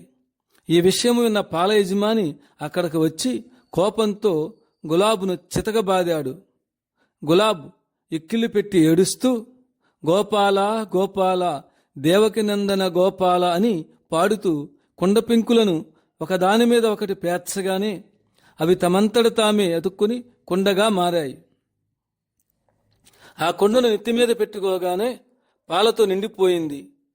ఈ వింత సన్నివేశం చూచిన ఆ పాల వ్యాపారి గులాబ్ భగవంత నిన్ను కన్నుగానక కొట్టానయ్యా అని విలపిస్తూ గులాబ్ చరణ కమలాల మీద పడి పసిపిల్లల వాని వలె ఎక్కిలి పెడుతూ ఏడ్చాడు. కరుణామూర్తి అయిన గులాబ్ అతని కన్నీరు తుడిచి ఓదార్చాడు. ఒకసారి అంజన్గా వెళ్ళి గోధుమలు మరవేయించుకొని తిరిగి వస్తుండగా పెద్ద వర్షం కురిసింది. నెత్తిపైనున్న పిండి గాని గులాబ్ గాని తడవలేదు. గులాబ్ పెద్దన్న యశ్వంత్ ఒక చిన్న దుకాణం టాకర్ఖేడాలో పెట్టుకున్నాడు. ఒకసారి గులాబ్ను కొట్లో ఉండమని చెప్పి అవసరమైన పని మీద పక్క ఊరు వెళ్ళాడు. తన తోటి బాలురకు తీపి గోళీలు ఇచ్చి విఠల్ భజనలు చేయించాడు. ఎవరైనా దుకాణంలో ఉన్న వస్తువులను అప్పడిగితే వెంటనే ఇచ్చేవాడు. పరోపకారమే పరమధర్మంగా భావించి అందరికీ సహాయపడుతుండేవాడు. ఒకనాటి అర్ధరాత్రి వేళ దొంగలు దుకాణాన్ని పగలగొట్టి అందులో ఉన్న వస్తువులను దోచుకుని వెళ్లారు. గ్రామస్తులు ఆ దొంగలను పట్టుకుని పోలీసు వారికి అప్పగించడానికి ప్రయత్నిస్తుండగా గులాబ్ అక్కడికి వచ్చి, వారు దొంగతనం చేయలేదు, నేనే వారికి ఇచ్చాను, వారిని వదిలిపెట్టండి అని కోరాడు. వెనువెంటనే దొంగలు చేసిన తప్పును అంగీకరిస్తూ పిల్లవాని కాళ్లపై పడి క్షమాభిక్ష కోరారు. గులాబ్ మాటలు వారిలో పశ్చాత్తాపము, నైతిక పరివర్తన కలిగించాయి. తరువాత వారు దొంగతనం మాని కూలీ పనులు చేసుకుంటూ జీవించసాగారు. పండరీపుర యాత్ర, సద్గురు అన్వేషణ. పండరీపుర యాత్ర గులాబ్ జీవితంలో ఒక పెద్ద మలుపు. ఆకాశంలోని తారలు లెక్క పెట్టవచ్చునేమో కానీ, సముద్రపు లోతు కొలవవచ్చునేమో కానీ, వారు పడిన కష్టాలు గాని, ప్రదర్శించిన లీలలు గాని వర్ణించడము అసాధ్యము. ఒకరోజు పెద్దన్నైన యశ్వంత్ తమ్ముణ్ణి దగ్గరకు పిలిచి, నీవు పనికి మాలిన పనులు చేస్తున్నావు, వ్యాపారమంతా నష్టపెడుతున్నావని చివాట్లు పెట్టారు. ఈ సంఘటనయే పండరీపుర యాత్రకు దారితీసింది. ఒకనాడు కొంతమంది పండరీపుర యాత్రకు వెళుతుండగా గులాబ్ ఇంట్లో చెప్పకుండా పై బట్టలతోనే వారిని అనుసరించారు. అక్కడక్కడ మజిలీలు చేస్తూ భజనలు చేసుకుంటూ పండరీపురం చేరారు. పండరీపురంలో ఆయన పడ్డ కష్టాలు, అనుభవించిన బాధలు అసాధ్యం. గులాబ్కు అక్కడ గార్గే మహారాజ్, షిరిడీ సాయి సమకాలికులు సంత్ కైకాడి మహారాజ్, స్వామి నామానంద మహారాజ్, తన్పురే మహారాజ్ మొదలైన సిద్ధ పురుషుల సేవాభాగ్యం లభించింది. శ్రీరామచంద్రుడు అవతార పురుషుడే అయిన వశిష్ఠ, విశ్వామిత్ర మహర్షులకు శిష్యుడై వారిని అనన్యంగా సేవించారు. శ్రీకృష్ణ పరమాత్మ కూడా సాందీప మహర్షి శిష్యుడై సేవించాడు. అలాగే బాల గులాబ్ కైకాడి మహారాజ్, గార్గే బాబా, నామానంద్ మొదలగు మహా సద్గురువులను అనన్యంగా సేవించారు. స్వయంగా పరమాత్మ మానవ రూపం ధరించాక లోకధర్మాన్ని ఇప్పుడు అతిక్రమించరు. శ్రీరాముడు, శ్రీకృష్ణుడు సద్గురువులను సేవించి గురుసేవ ప్రాశస్త్యాన్ని లోకానికి చాటారు. ఇది యుగ యుగాల నుండి వస్తున్న ఆర్ష సాంప్రదాయం. యద్యదాచరతి శ్రేష్ఠః తత్తదేవేతరో జనః సయత్ ప్రమాణం కురుతే లోకః తదనువర్తతే. శ్రేష్ఠుడు ఏది ప్రమాణంగా స్వీకరిస్తాడో దాన్ని ఇతరులు కూడా ప్రమాణంగా స్వీకరిస్తారు. బాబా అవతార పురుషుడే అయినా శ్రీ నామానంద్ గురువును ఆశ్రయించి 12 సంవత్సరాలు ఎనలేని సేవలు చేశారు. టాకర్ఖేడా గ్రామం నుండి వచ్చిన ఈ బాలుడు చంద్రభాగా నది ఇసుక తెన్నెలపై శీతోష్ణాదులను లెక్క చేయకుండా రాత్రిళ్ళు నిద్రించేవాడు. ఒకరోజు ఉదయాన శ్రీ కైకాడి మహారాజ్ చంద్రభాగా నది ఇసుక తిన్నెలపై గాఢంగా నిద్రిస్తున్న గులాబును చూచి జాలిపడ్డారు. ఆయన ఆ పిల్లవానిని నిద్ర నుండి లేపి, బాబు, నీ పేరేమి, ఎవరి బిడ్డవు, ఏ ఊరు నుండి ఇక్కడికి వచ్చావు, ఎందుకు వచ్చావని ప్రశ్నించారు. నా పేరు గులాబ్, మాది టాకర్ఖేడా గ్రామం, నా తల్లిదండ్రులు చిన్ననాడే స్వర్గస్థులయ్యారు. సద్గురు అన్వేషణ నిమిత్తం ఇక్కడికి వచ్చానని సమాధానమిచ్చాడు. అంత చిన్న వయస్సులో బాలునిలో మూర్తీభవించిన వైరాగ్యమునకు ఆయన ఆశ్చర్యచకితుడై గులాబును తన హృదయానికి హత్తుకుని ప్రేమతో బుజ్జగించారు. ఆయన్ను బాల గులాబ్ కొంతకాలం సేవించారు. మరి కొంతకాలము శ్రీ గాడ్గే బాబాను కూడా సేవించినట్లు తెలుస్తుంది. గాడ్గే బాబా తమ భజన సంకీర్తన కార్యక్రమాలలో గులాబ్ డోలక్ అనే వాయిద్యాన్ని వాయిస్తుండేవాడు. తుకారాం జన్మస్థానమైన దేహు గ్రామంలో గాడ్గే బాబాతో గులాబ్ 3 సంవత్సరాలున్నాడు. గాడ్గే బాబా శిష్యులు కొందరు గులాబుకు ఏమీ పెట్టక పలు బాధలకు గురి చేశారు. కానీ గులాబ్ ఆయనతో చెప్పేవాడు కాదు. శిష్యుని సహనశీలాన్ని గమనిస్తుండేవాడు. ఆ రోజుల్లో శ్రీమతి సీతాబాయి బారా సాకడే గాడ్గే బాబాను అత్యంత ఆదరణతో పోషిస్తూ గులాబును కన్నబిడ్డలాగా చూసుకునేది. శ్రీ గాడ్గే బాబా ఇతర ప్రాంతాలకు పోతూ గులాబ్ను నామానందుకు అప్పగించారు. సద్గురు నామానందు మొట్టమొదట్లోనే బాలగులాబ్ను అనేక కఠిన పరీక్షలకు గురి చేశాడు. అరే గులాబ్, నిన్ను పోషించేందుకు నా దగ్గర ఏమీ లేదు. స్వయంగా కష్టపడి నీవే ఉదర పోషణ చేసుకోవాలి. బాలగులాబ్ నామానందుకు సాష్టాంగ ప్రమాణం చేసి, గురుదేవా, మీరు కొట్టినా తిట్టినా పెట్టినా పెట్టకపోయినా మీ పాద కమలాలను సేవించే భాగ్యాన్ని అనుగ్రహించమని ప్రాధేయపడ్డాడు. గులాబ్ బాలుని ప్రార్థనకు జాలి చెంది సరైన శిష్యుడు దొరికినందులకు లోలోన సంతసించి శిష్యునిగా అంగీకరించాడు. సంత్ నామానంద్ తన శిష్యులకు గులాబ్ను పరిచయం చేస్తూ వీడు వజ్రపు తునక అని శ్లాఘించారు. భవిష్యత్తులో మీకే తెలుస్తుంది. ప్రథమ దర్శనంతోనే అంతగా మెప్పు పొందిన గులాబును చూచి నామానంద శిష్యులు అసూయపడమే గాక అనేక కష్టాలకు బాధలకు గురిచేసిన వారిని పల్లెత్తు మాట అనేవాడు కాదు. పండరీపురంలో గులాబు పడిన కష్టాలు. పండరీపురంలో గులాబు విఠల మందిరం మెట్ల వద్ద నిద్రిస్తుండేవాడు. భక్తులు పగలగొట్టిన టెంకాయల ప్రసాదాన్ని తింటూ కాలం గడిపేవాడు. పండరీపుర యాత్రికులు పడవేసిన 5-6 పైసలు ఏరుకొని శనగలు బజ్జీలు కొని తన ఆకలి బాధను తీర్చుకుంటుండేవాడు. కొన్ని సమయాలలో చెట్ల ఆకులు కోసుకొని తింటూ ఉండేవాడు. ఒక్కొక్కసారి రోడ్డు మీద పడవేసిన అరటి తొక్కులను ఏరుకొని తినేవాడు. అసలు ఏమీ దొరకకపోతే ఆకలితోనే ఉండిపోయేవాడు.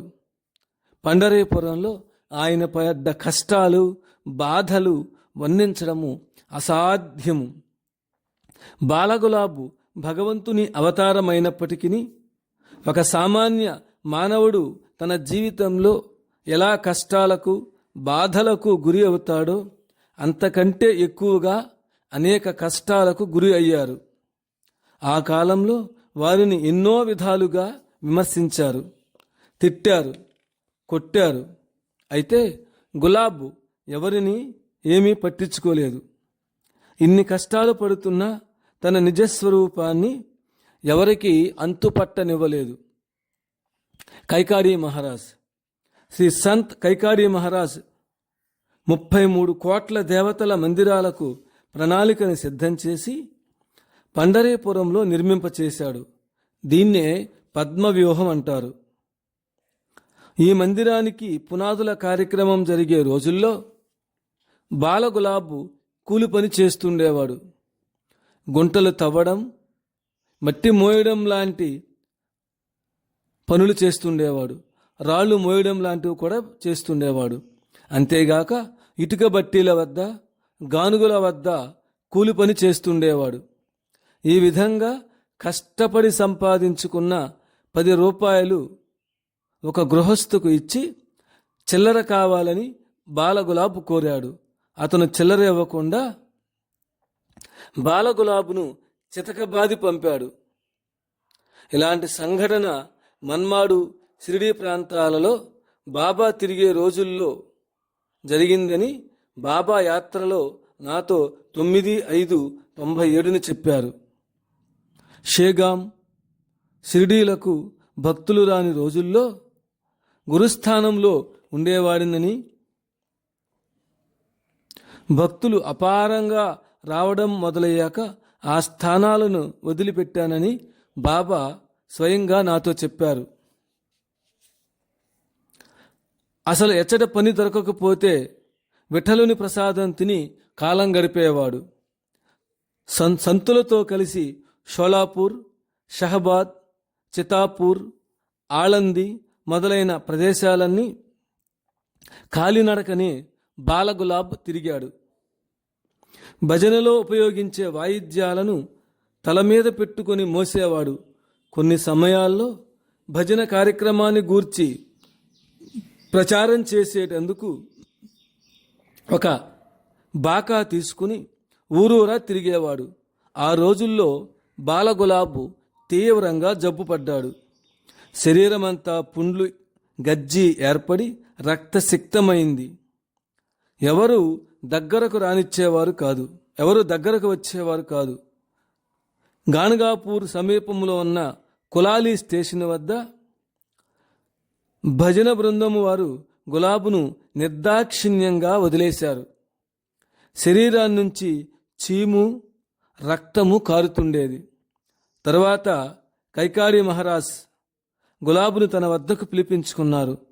దాదాపు 4 సంవత్సరాల పాటు మూలికలు, ఔషధాలతో చికిత్స చేయించారు. అయినా తగ్గలేదు. కరుణామూర్తి అయిన గులాబ్ ఇతరుల జబ్బులను స్వీకరించి వారికి బదులు ఆ కాలమంతా తానే బాధపడుతుండేవారని మనం గ్రహించాలి. ఒకనాడు శ్రీ నారాయణ్ గురువు గారు పండరీపురం నుండి తన భక్త పరివారముతో ఇతర గ్రామాలకు బయలుదేరారు. గులాబ్ వారిని అనుసరించాడు. మార్గమధ్యంలో గులాబ్కు జ్వరం వచ్చింది. పసిబాలుడనే దయాదాక్షిణ్యాలు చూపక బాలగులాబ్ను ఒక చెట్టు కింద వదిలి వెళ్ళిపోయారు.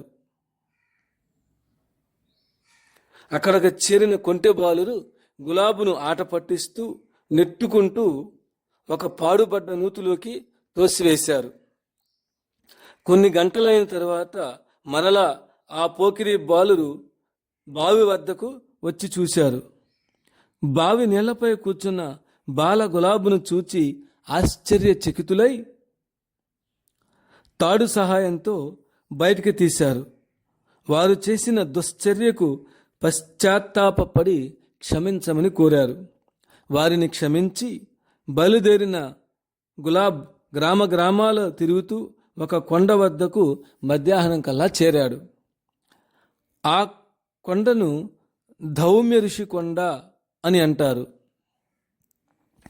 ఆకలి దహిస్తున్న బాలగులాబును చూచి ఒక దయామయుడు కొండపై అన్నదాన కార్యక్రమం జరుగుతున్నది, అక్కడకు పోతే అన్నం దొరుకుతుంది అని గులాబ్తో చెప్పాడు. ఆకలికి తాళలేని స్థితిలో ఉన్న అన్నము దొరుకుతుందనే ఆశతో అతి కష్టంతో కొండపైకి చేరాడు. భోజనాలు చేసే పంక్తిలో కూర్చునగా ఒక ఆయన వచ్చి పిల్లలకు తర్వాత పెడతామని గులాబ్ను పంక్తి నుండి లేపాడు. 2వ పంక్తిలో పెడతారని ఆశతో ఎదురు చూచాడు. కానీ వారు పెట్టక అక్కడ నుండి గులాబ్ను నెట్టివేశారు. అక్కడ నుండి బయలుదేరి మధ్యలో నీరు త్రాగుచూ పండరీపురం చేరాడు.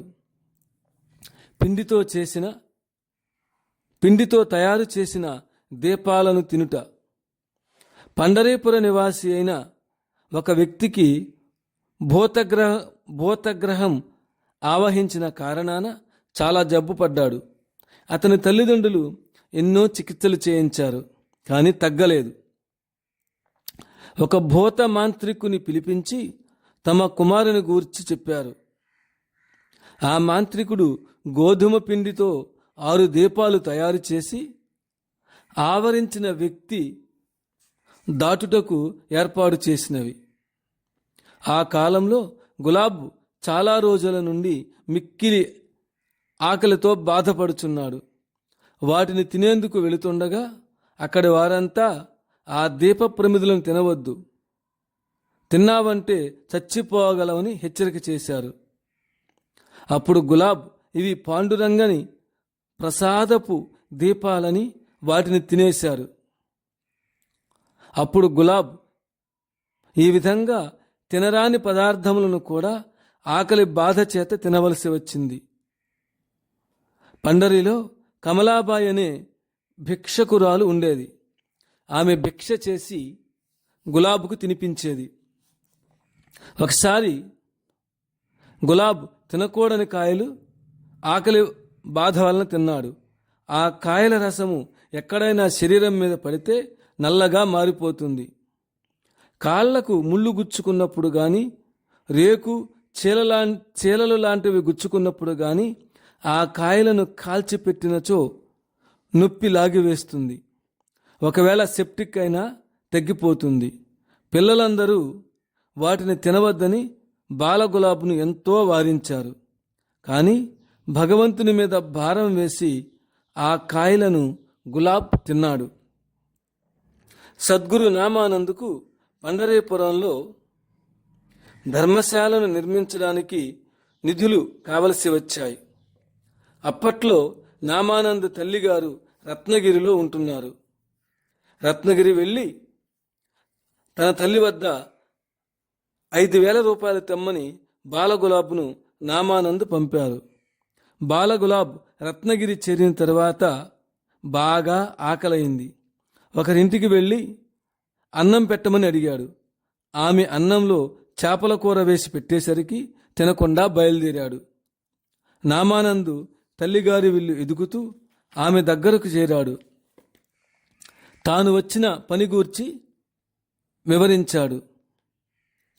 ఆమె తన బంగారపు నగలన్నీ అమ్మి గులాబ్కు 5,000 ఇచ్చి పండరీపురం పంపింది. ఆ డబ్బు గులాబ్ గురువుగారికి జాగ్రత్తగా చేర్చాడు. నిజాంలో ఏర్పడిన కరువు కాటకములు. నిజాం రాష్ట్రంలో కరువు కాటకాలు ఏర్పడిన కారణంగా ధాన్యపు గింజలు దొరుకుట చాలా కష్టమైనందున తమ రాజ్య సరిహద్దులోనికి ఎవ్వరినీ రానియకుండా అనేక కట్టుదిట్టాలు నిజాం నవాబు చేశారు. అయితే సద్గురువు నామానందుకు నైజాం ప్రాంతాల నుండి జొన్న ధాన్యము వచ్చే తీరాలి.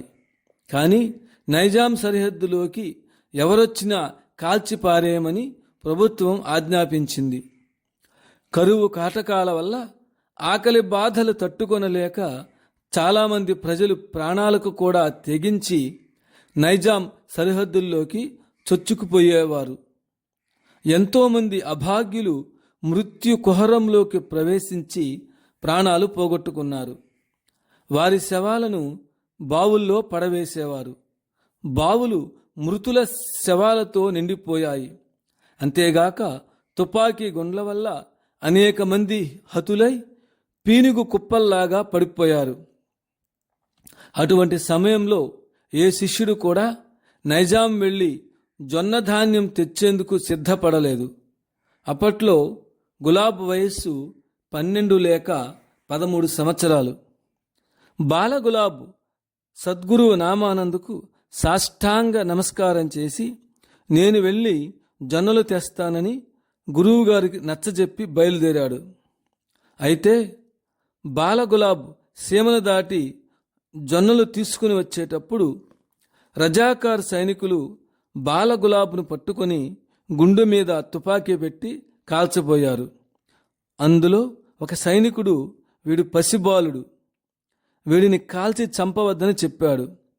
మిగతా 4 సైనికులు గులాబ్ ముఖ సౌందర్యానికి ముగ్ధులై తమ మనస్సు మార్చుకొని గులాబ్ను చంపకుండా కొన్ని రోజులు జైలు శిక్ష విధించారు.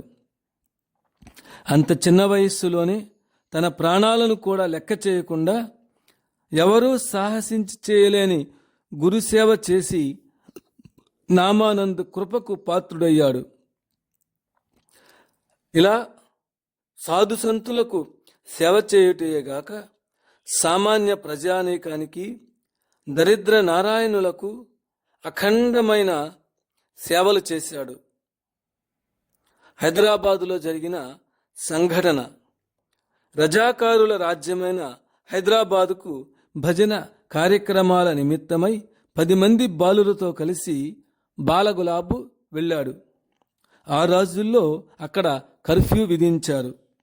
అక్కడి రజాకారులు రైఫిల్స్ ఎత్తి ఆ బాల బృందాన్ని కాల్చబోయారు. అప్పుడు గులాబ్ వారిని సమీపించి, మామలు, మేము పేద ఫకీరులం, మేము ఎవరికి హాని కలిగించేవారం కాదు, ఎల్లప్పుడూ అల్లా నామము స్మరిస్తూ జీవించేవాళ్ళమని గులాబ్ వారితో చెప్పాడు. బాలగులాబ్ చిన్నారి మాటలు విని ఎంతో ముగ్ధులై గులాబ్ను ముద్దాడి బాలబృందానికి ఎలాంటి హాని చేయకుండా వదిలిపెట్టారు. కొల్హాపురంలో గులాబ్ పడిన కష్టాలు.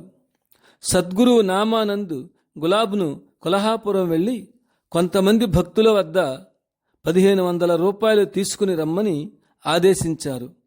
ఆ రోజుల్లో కొల్హాపురంలో ఎమర్జెన్సీ ఉండేది. అక్కడకు ఎవరు వెళ్ళకూడదు. గులాబ్ ఇద్దరితో కలిసి ఒక సంగీత వాయిద్యాన్ని చేతిలో నుంచుకొని బయలుదేరాడు.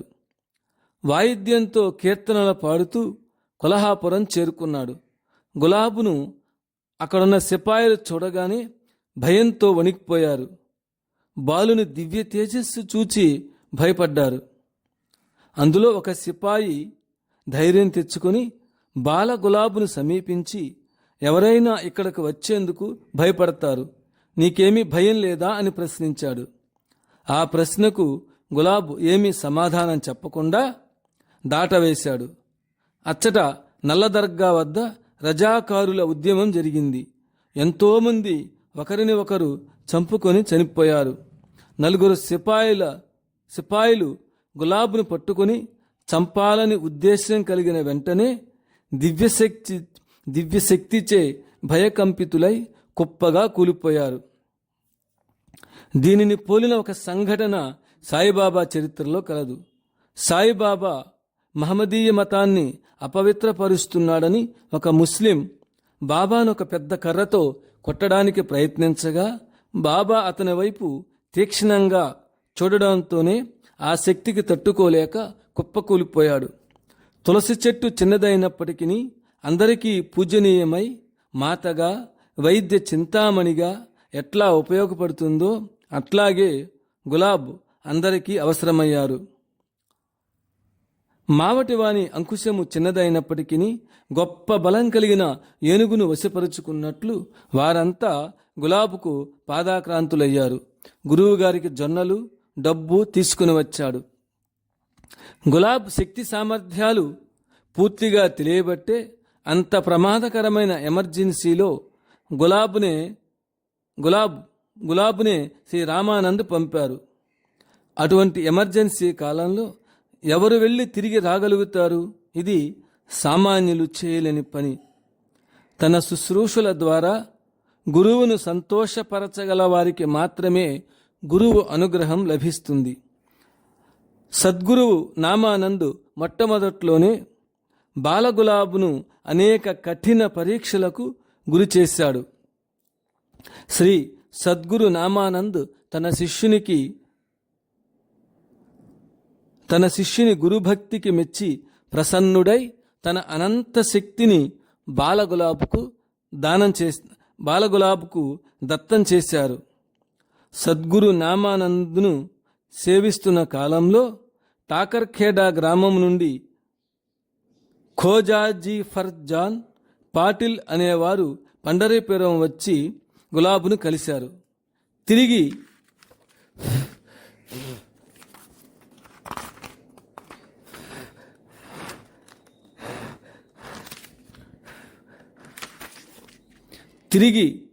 టాకర్ఖేడా గ్రామం వచ్చి గులాబ్ పండరీపురంలోనున్నట్లు వారి సోదరులకు తెలిపారు. గులాబ్ ఎక్కడున్నాడో, ఏమి చేస్తున్నాడో, తిన్నాడో తినలేదో అని నిరంతరము చింతనతో తపిస్తున్న అన్నదమ్ములు ఈ వార్త వినగానే బ్రహ్మానందం చెందారు. తమ్ముడైన రామరావు వ్యవసాయపు పనిముట్లు కొన్నిటిని అమ్మి డబ్బు చేసుకుని పండరీపురం వెళ్ళి గులాబును కలిశాడు. ఇంటికి రమ్మని ప్రాధేయపడితే 12 సంవత్సరాల తర్వాత ఇంటికొస్తానని నచ్చజెప్పి తమ్ముణ్ణి ఇంటికి పంపాడు. ఖర్తాస్ గ్రామం ఈ గ్రామము పండరీపురానికి 120 మైళ్ళ దూరంలో ఉంది. గులాబ్ పుండలీక బాబాను సేవిస్తూ కొంతకాలము ఇక్కడే ఉన్నారు. శ్రీ రంభా బాలు షుండే వీరిద్దరికీ తన ఇంట్లో అతిథి సత్కార్యాలు చేసేవారు. ఆ రోజుల్లో గులాబ్ పుండలీక బాబాతో అన్ని గ్రామాలు తిరుగుతూ వేదసారాన్ని కీర్తనల ద్వారా తెలియచేసేవారు. సామాన్య భక్తజనులు, తాత్వికులు, విద్వాంసులు గులాబ్ ప్రవచనాలు విని ఎంతో ముగ్ధులయ్యేవారు. ఒకనాడు పుండలీక బాబా ప్రవచనం చేస్తుండగా దీపంతో ఉన్న నూనె అయిపోయింది. గులాబ్ దీపంలో నీరు పోసి వెలిగించారు. ఈ అలౌకిక అద్భుతాన్ని చూసి ఆశ్చర్యపడ్డారు. ఆ రోజుల్లో కైకాడి మహారాజ్, పుండలీక బాబా, గులాబ్ గోదాడ మహారాజ్ ఆ రోజుల్లో కైకాడి మహారాజు, పుండలీక బాబా, గులాబు గోదాడ మహారాజు మందిరం వద్ద విశ్రమించేవారు. పుండలీక బాబా అమరావతి వద్దనున్న అమలాలో ఉన్నారు. బదినేరా రైల్వే జంక్షన్లో దిగి అమరావతి బస్సులో అమలా వెళ్ళాలి. కుందలగాంలో గులాబ్ కాశీనాథ్ పాటిల్ గారింట్లో పనివానిగా ప్రవేశించారు. ఒక రోజున పాటిల్ పొలం దున్నుతుండగా గులాబ్ నాగేటి కర్రుపై కాలు పెట్టారు. అది బంగారంగా మారింది. ఈ విషయాన్ని బహిరంగపరచవద్దని గులాబ్ పాటిల్కి చెప్పాడు. ఈ బంగారము అమ్మగా వచ్చిన 60,000తో 100 ఎకరాలు పొలం కొన్నాడు.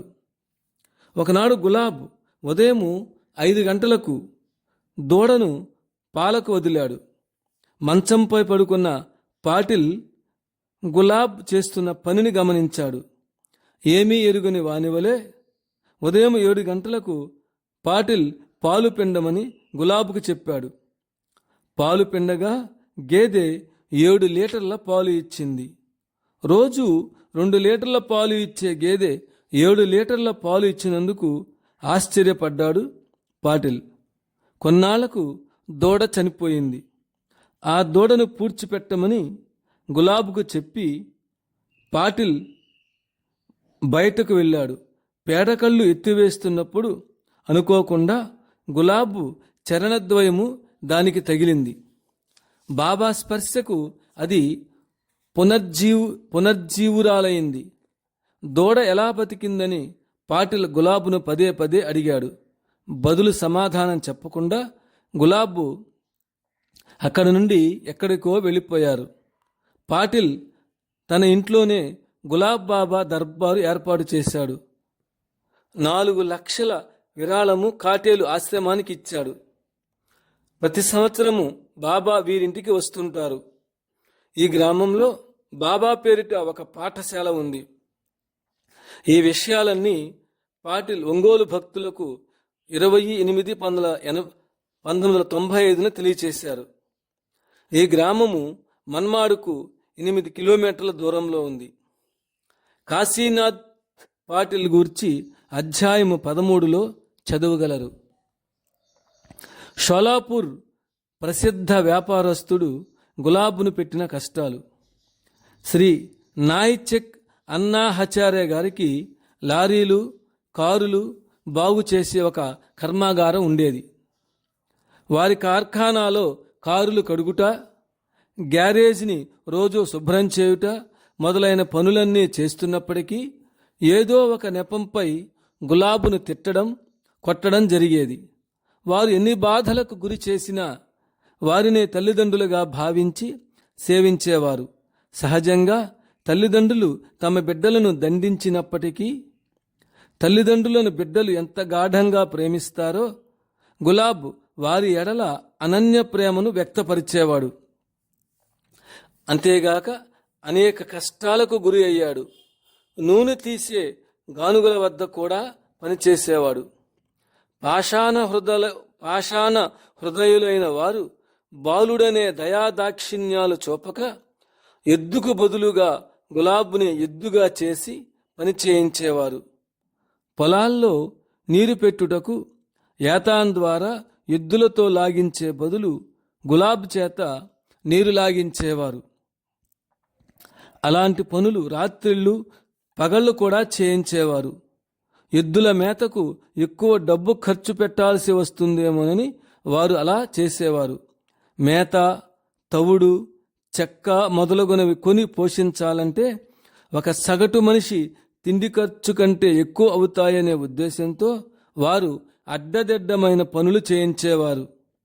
దహించే ఆకలి బాధను పోగొట్టుకునేందుకు తన శరీరాన్ని ఎంతో కష్టపెట్టుకున్నారు. ఎండనక, వాననక, గాలనక, చలనక చెట్ల మీద నుండి రాలిన ఆకుల మీద పడుకొని నిద్రించేవారు. ఆకులు కూడా తిని తన ఆకలి బాధను తీర్చుకునేవారు. షిరిడీ సాయి కూడా 12 సంవత్సరాలు వేపాకులు తిని జీవించినట్లుగా శ్రీ సగుణమేరు నాయక్తో ఒక సందర్భంలో చెప్పారు. అకోలాలో గులాబు పడిన కష్టాలు. 1957వ సంవత్సరంలో గులాబ్ అకోలా వెళ్ళారు. కొన్ని రోజుల వరకు గులాబ్కు ఆహారము దొరకని కారణంగా సత్తు అనే ఒక చెప్పులు కుట్టుకునే వాని వద్దకు వెళ్ళారు. అప్పుడు అతను పొలంలో ఉన్నాడు. అతనితో నాకు ఆకలిగా ఉంది, అన్నము పెట్టమని ప్రాధేయపడ్డాడు. నా పొలంలో పని చేస్తే అన్నం పెడతానని చెప్పాడు. గులాబ్ అతనితో నాకు కళ్ళు తిరుగుతున్నాయి, పని చేయలేనని చెప్పగా ఆ చెప్పులు కుట్టేవాడు గులాబ్ చెంపలు చెల్లుమనిపించి అక్కడి నుండి పంపేశాడు. అతను గులాబ్కు చెడ్డ చేసినప్పటికీ అతనికి చాలా మంచియే చేశారు. మహాత్ములు ఆవు పాలు పితికే సమయం వరకు ఎక్కడైతే కాలు మోపుతారో ఆ ప్రదేశమంతా పవిత్రముగుటయేగాక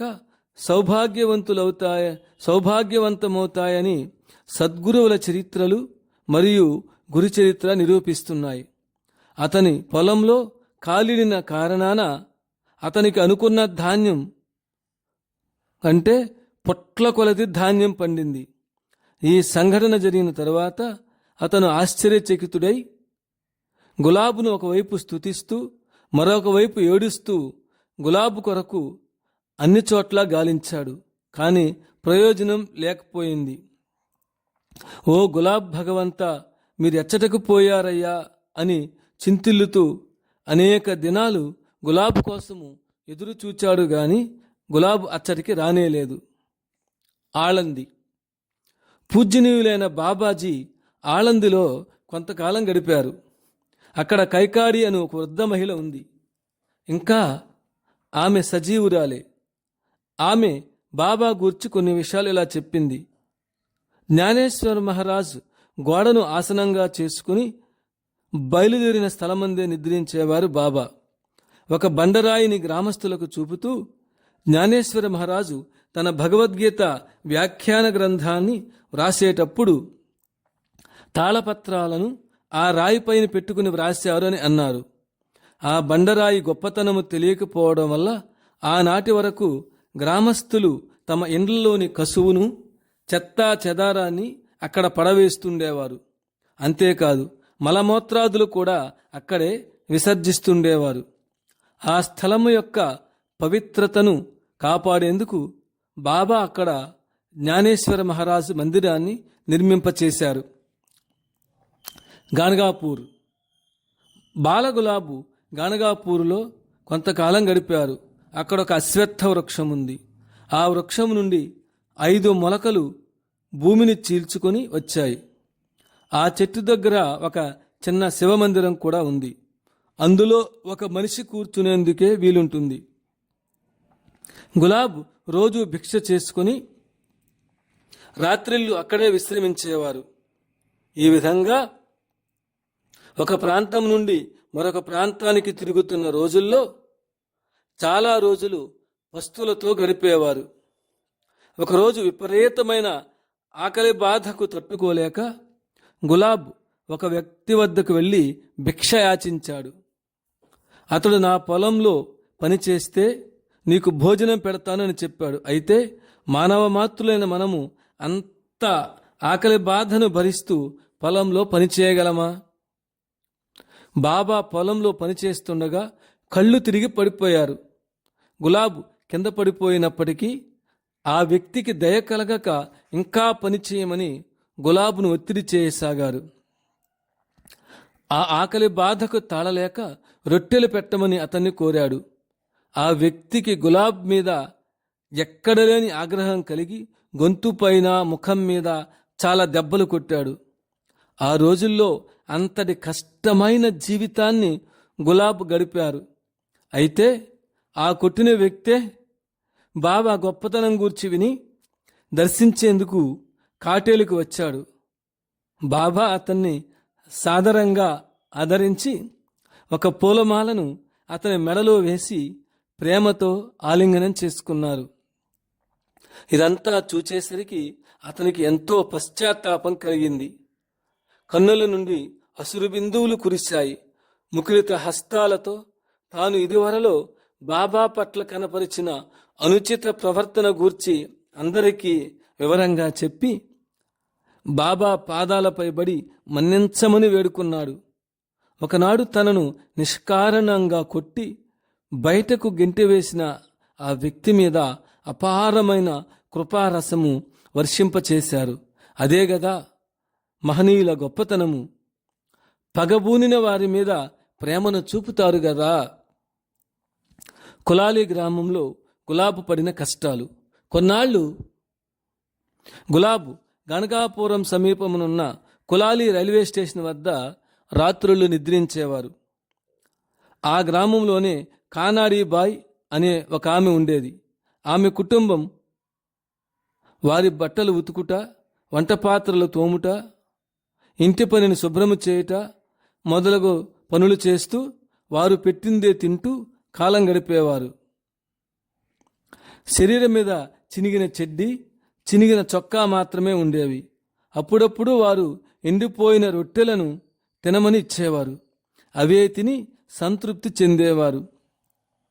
కొన్నిసార్లు తన జేబులో పెట్టుకున్న ఎండిపోయిన రొట్టె ముక్కలను నీళ్లలో నానబెట్టి తినేవారు. ఆ ఊరిలో వారు త్రాగడానికి మంచినీరు కూడా ఇచ్చేవారు కాదు. గులాబ్ ఒంటి మీదనున్న మాసిన బట్టలను చూచి అసహించుకునేవారు.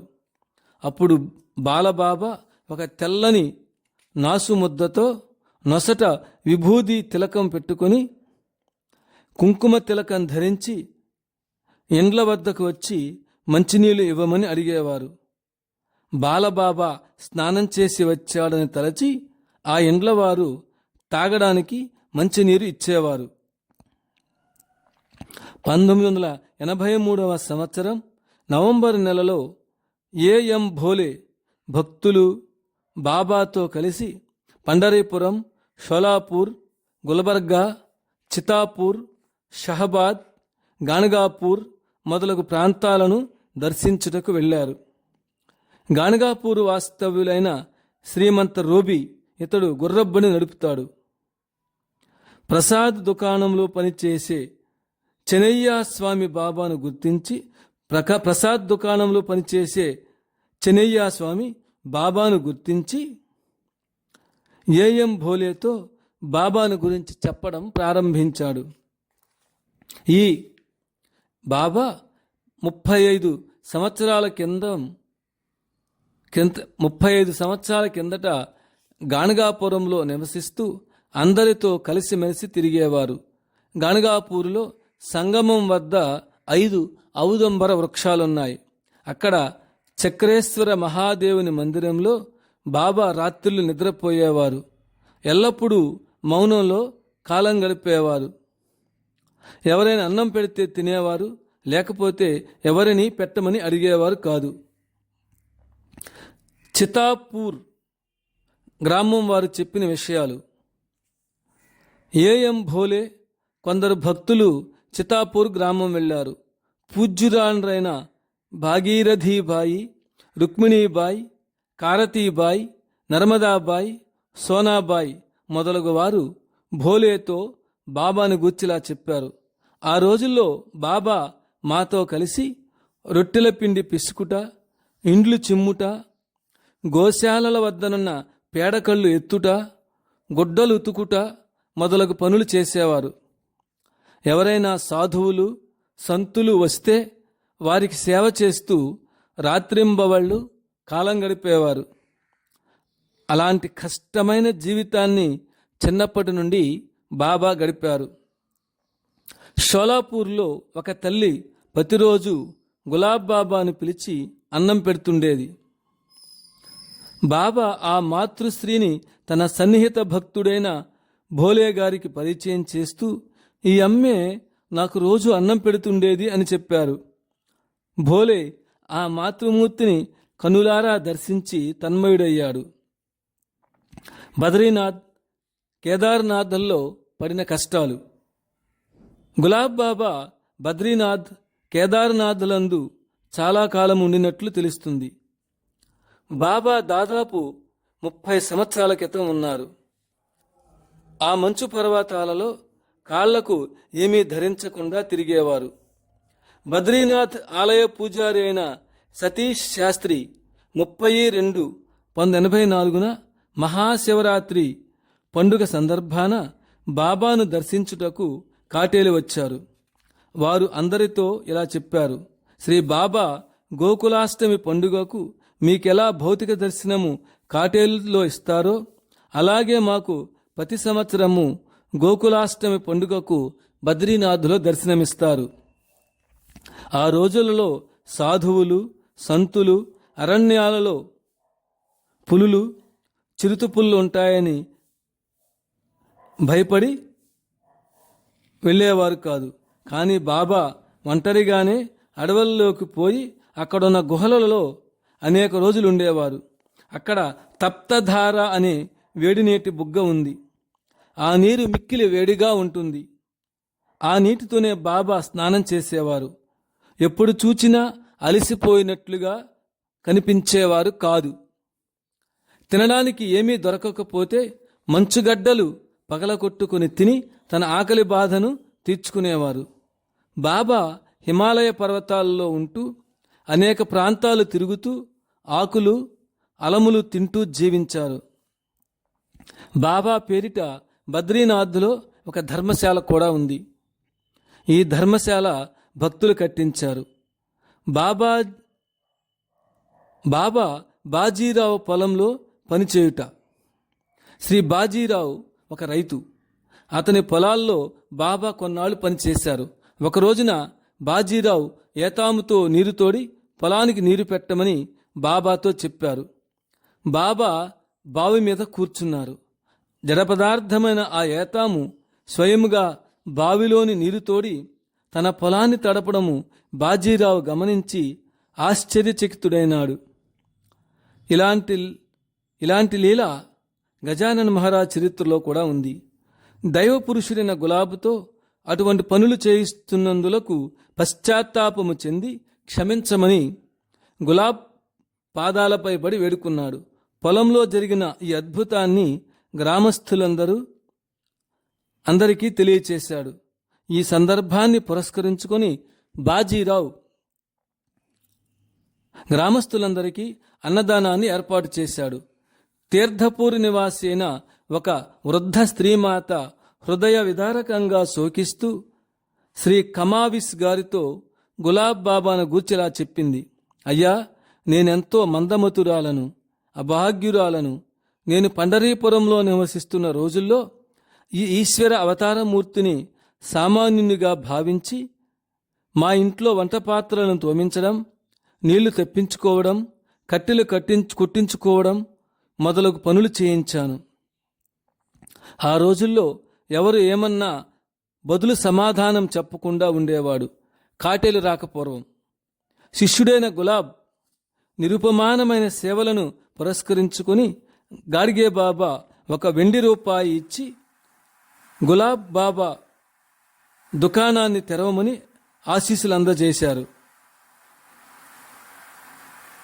గాడ్గే బాబా, నామానంద్, కైకాడి మహారాజుల ఆశీస్సులు పొంది గులాబ్ బాబా పండరీపురం నుండి బయలుదేరి మొదట షిరాషాగాం వచ్చారు. అక్కడ గులాబ్ బాబా సమర్థ రామదాసు రాసిన దాసబోధ గురించి ప్రవచనం చేశారు. పామరులు, పండితులు గులాబ్ వైదుష్యానికి అచ్చరు పొందారు.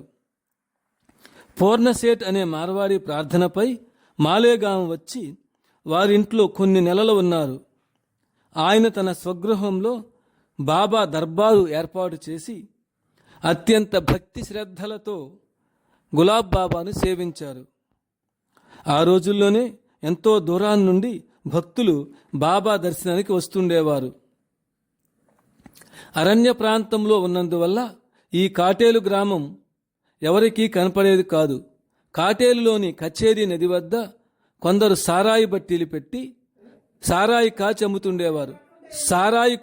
సారాయి కుండలను 5 ఔదుంబ వృక్షాల వద్ద దాచేవారు. కాటేలు ఆశ్రమంలో ఇప్పుడున్న విఠల్ మందిరం వద్ద పూర్వము సారాయి త్రాగుతుండేవారు. కాటేలు ఆశ్రమంలో ఇప్పుడున్న విఠల్ మందిరం వద్ద పూర్వము సారాలు త్రాగుతుండేవారు. ఒకనాడు రాజా డఫ్ వాలా సారాయి కుండలను దాచిపెడదామని ఔదుంబర వృక్షాల వద్దకు వెళ్ళగా అక్కడ ఒక భయంకరమైన నాగుపాము ఆ చెట్ల నుండి బుస కొడుతూ అతని మీదకు వచ్చింది. అతను భయపడి ప్రాణరక్షణకై పరుగులు తీసి గ్రామస్తులకు చెప్పాడు. ఆనాటి నుండి ఆ ప్రదేశం యొక్క పవిత్రతను కాపాడేందుకు సారాయి కుండలను అక్కడ పెట్టడం మానుకున్నారు. రాజా బాబా గురించి తెలుసుకుని బాబాను కాటేలు తీసుకెళ్లడానికి మాలేగాం వచ్చి చాలాసార్లు ప్రయత్నించాడు. ఈ రాజా గూర్చి 37వ అధ్యాయంలో చదవగలరు. బాబాపై టాకర్ఖేడా గ్రామ ప్రజల అభిప్రాయాలు. బాబా గొప్ప అవతార పురుషుడని టాకర్ఖేడా గ్రామవాసులకు తెలిసినా మా అబ్బాయే కదా అని అంటారు. అంటే బాబాపై గౌరవభావం లేదని కాదు, తమ బిడ్డలు ఎంత గొప్పవారైనా తల్లిదండ్రులు వారి గొప్పతనాన్ని గురించి బహిరంగపరుచుకోరు. భారతదేశంలో ప్రవహించే పెద్ద పెద్ద నదులు ఎంతో గొప్పవని తెలిసినా వాటి పుట్టుక చోట్లకు వెళ్ళి చూస్తే చాలా చిన్నవిగానే కనిపిస్తాయి. నేడు గులాబ్ బాబా కీర్తి ప్రతిష్టలు సూర్యకిరణాల్లాగా భారతదేశము నలుమూలలా వ్యాప్తి చెందుతున్న టాకర్ఖేడా గ్రామవాసులకు గులాబ్ బాబా చిన్నవాడు, అంటే బిడ్డగానే కనిపిస్తాడు. గోపాల గోపాల దేవకి నందన గోపాల గులాబ్ బాబా గోపాల.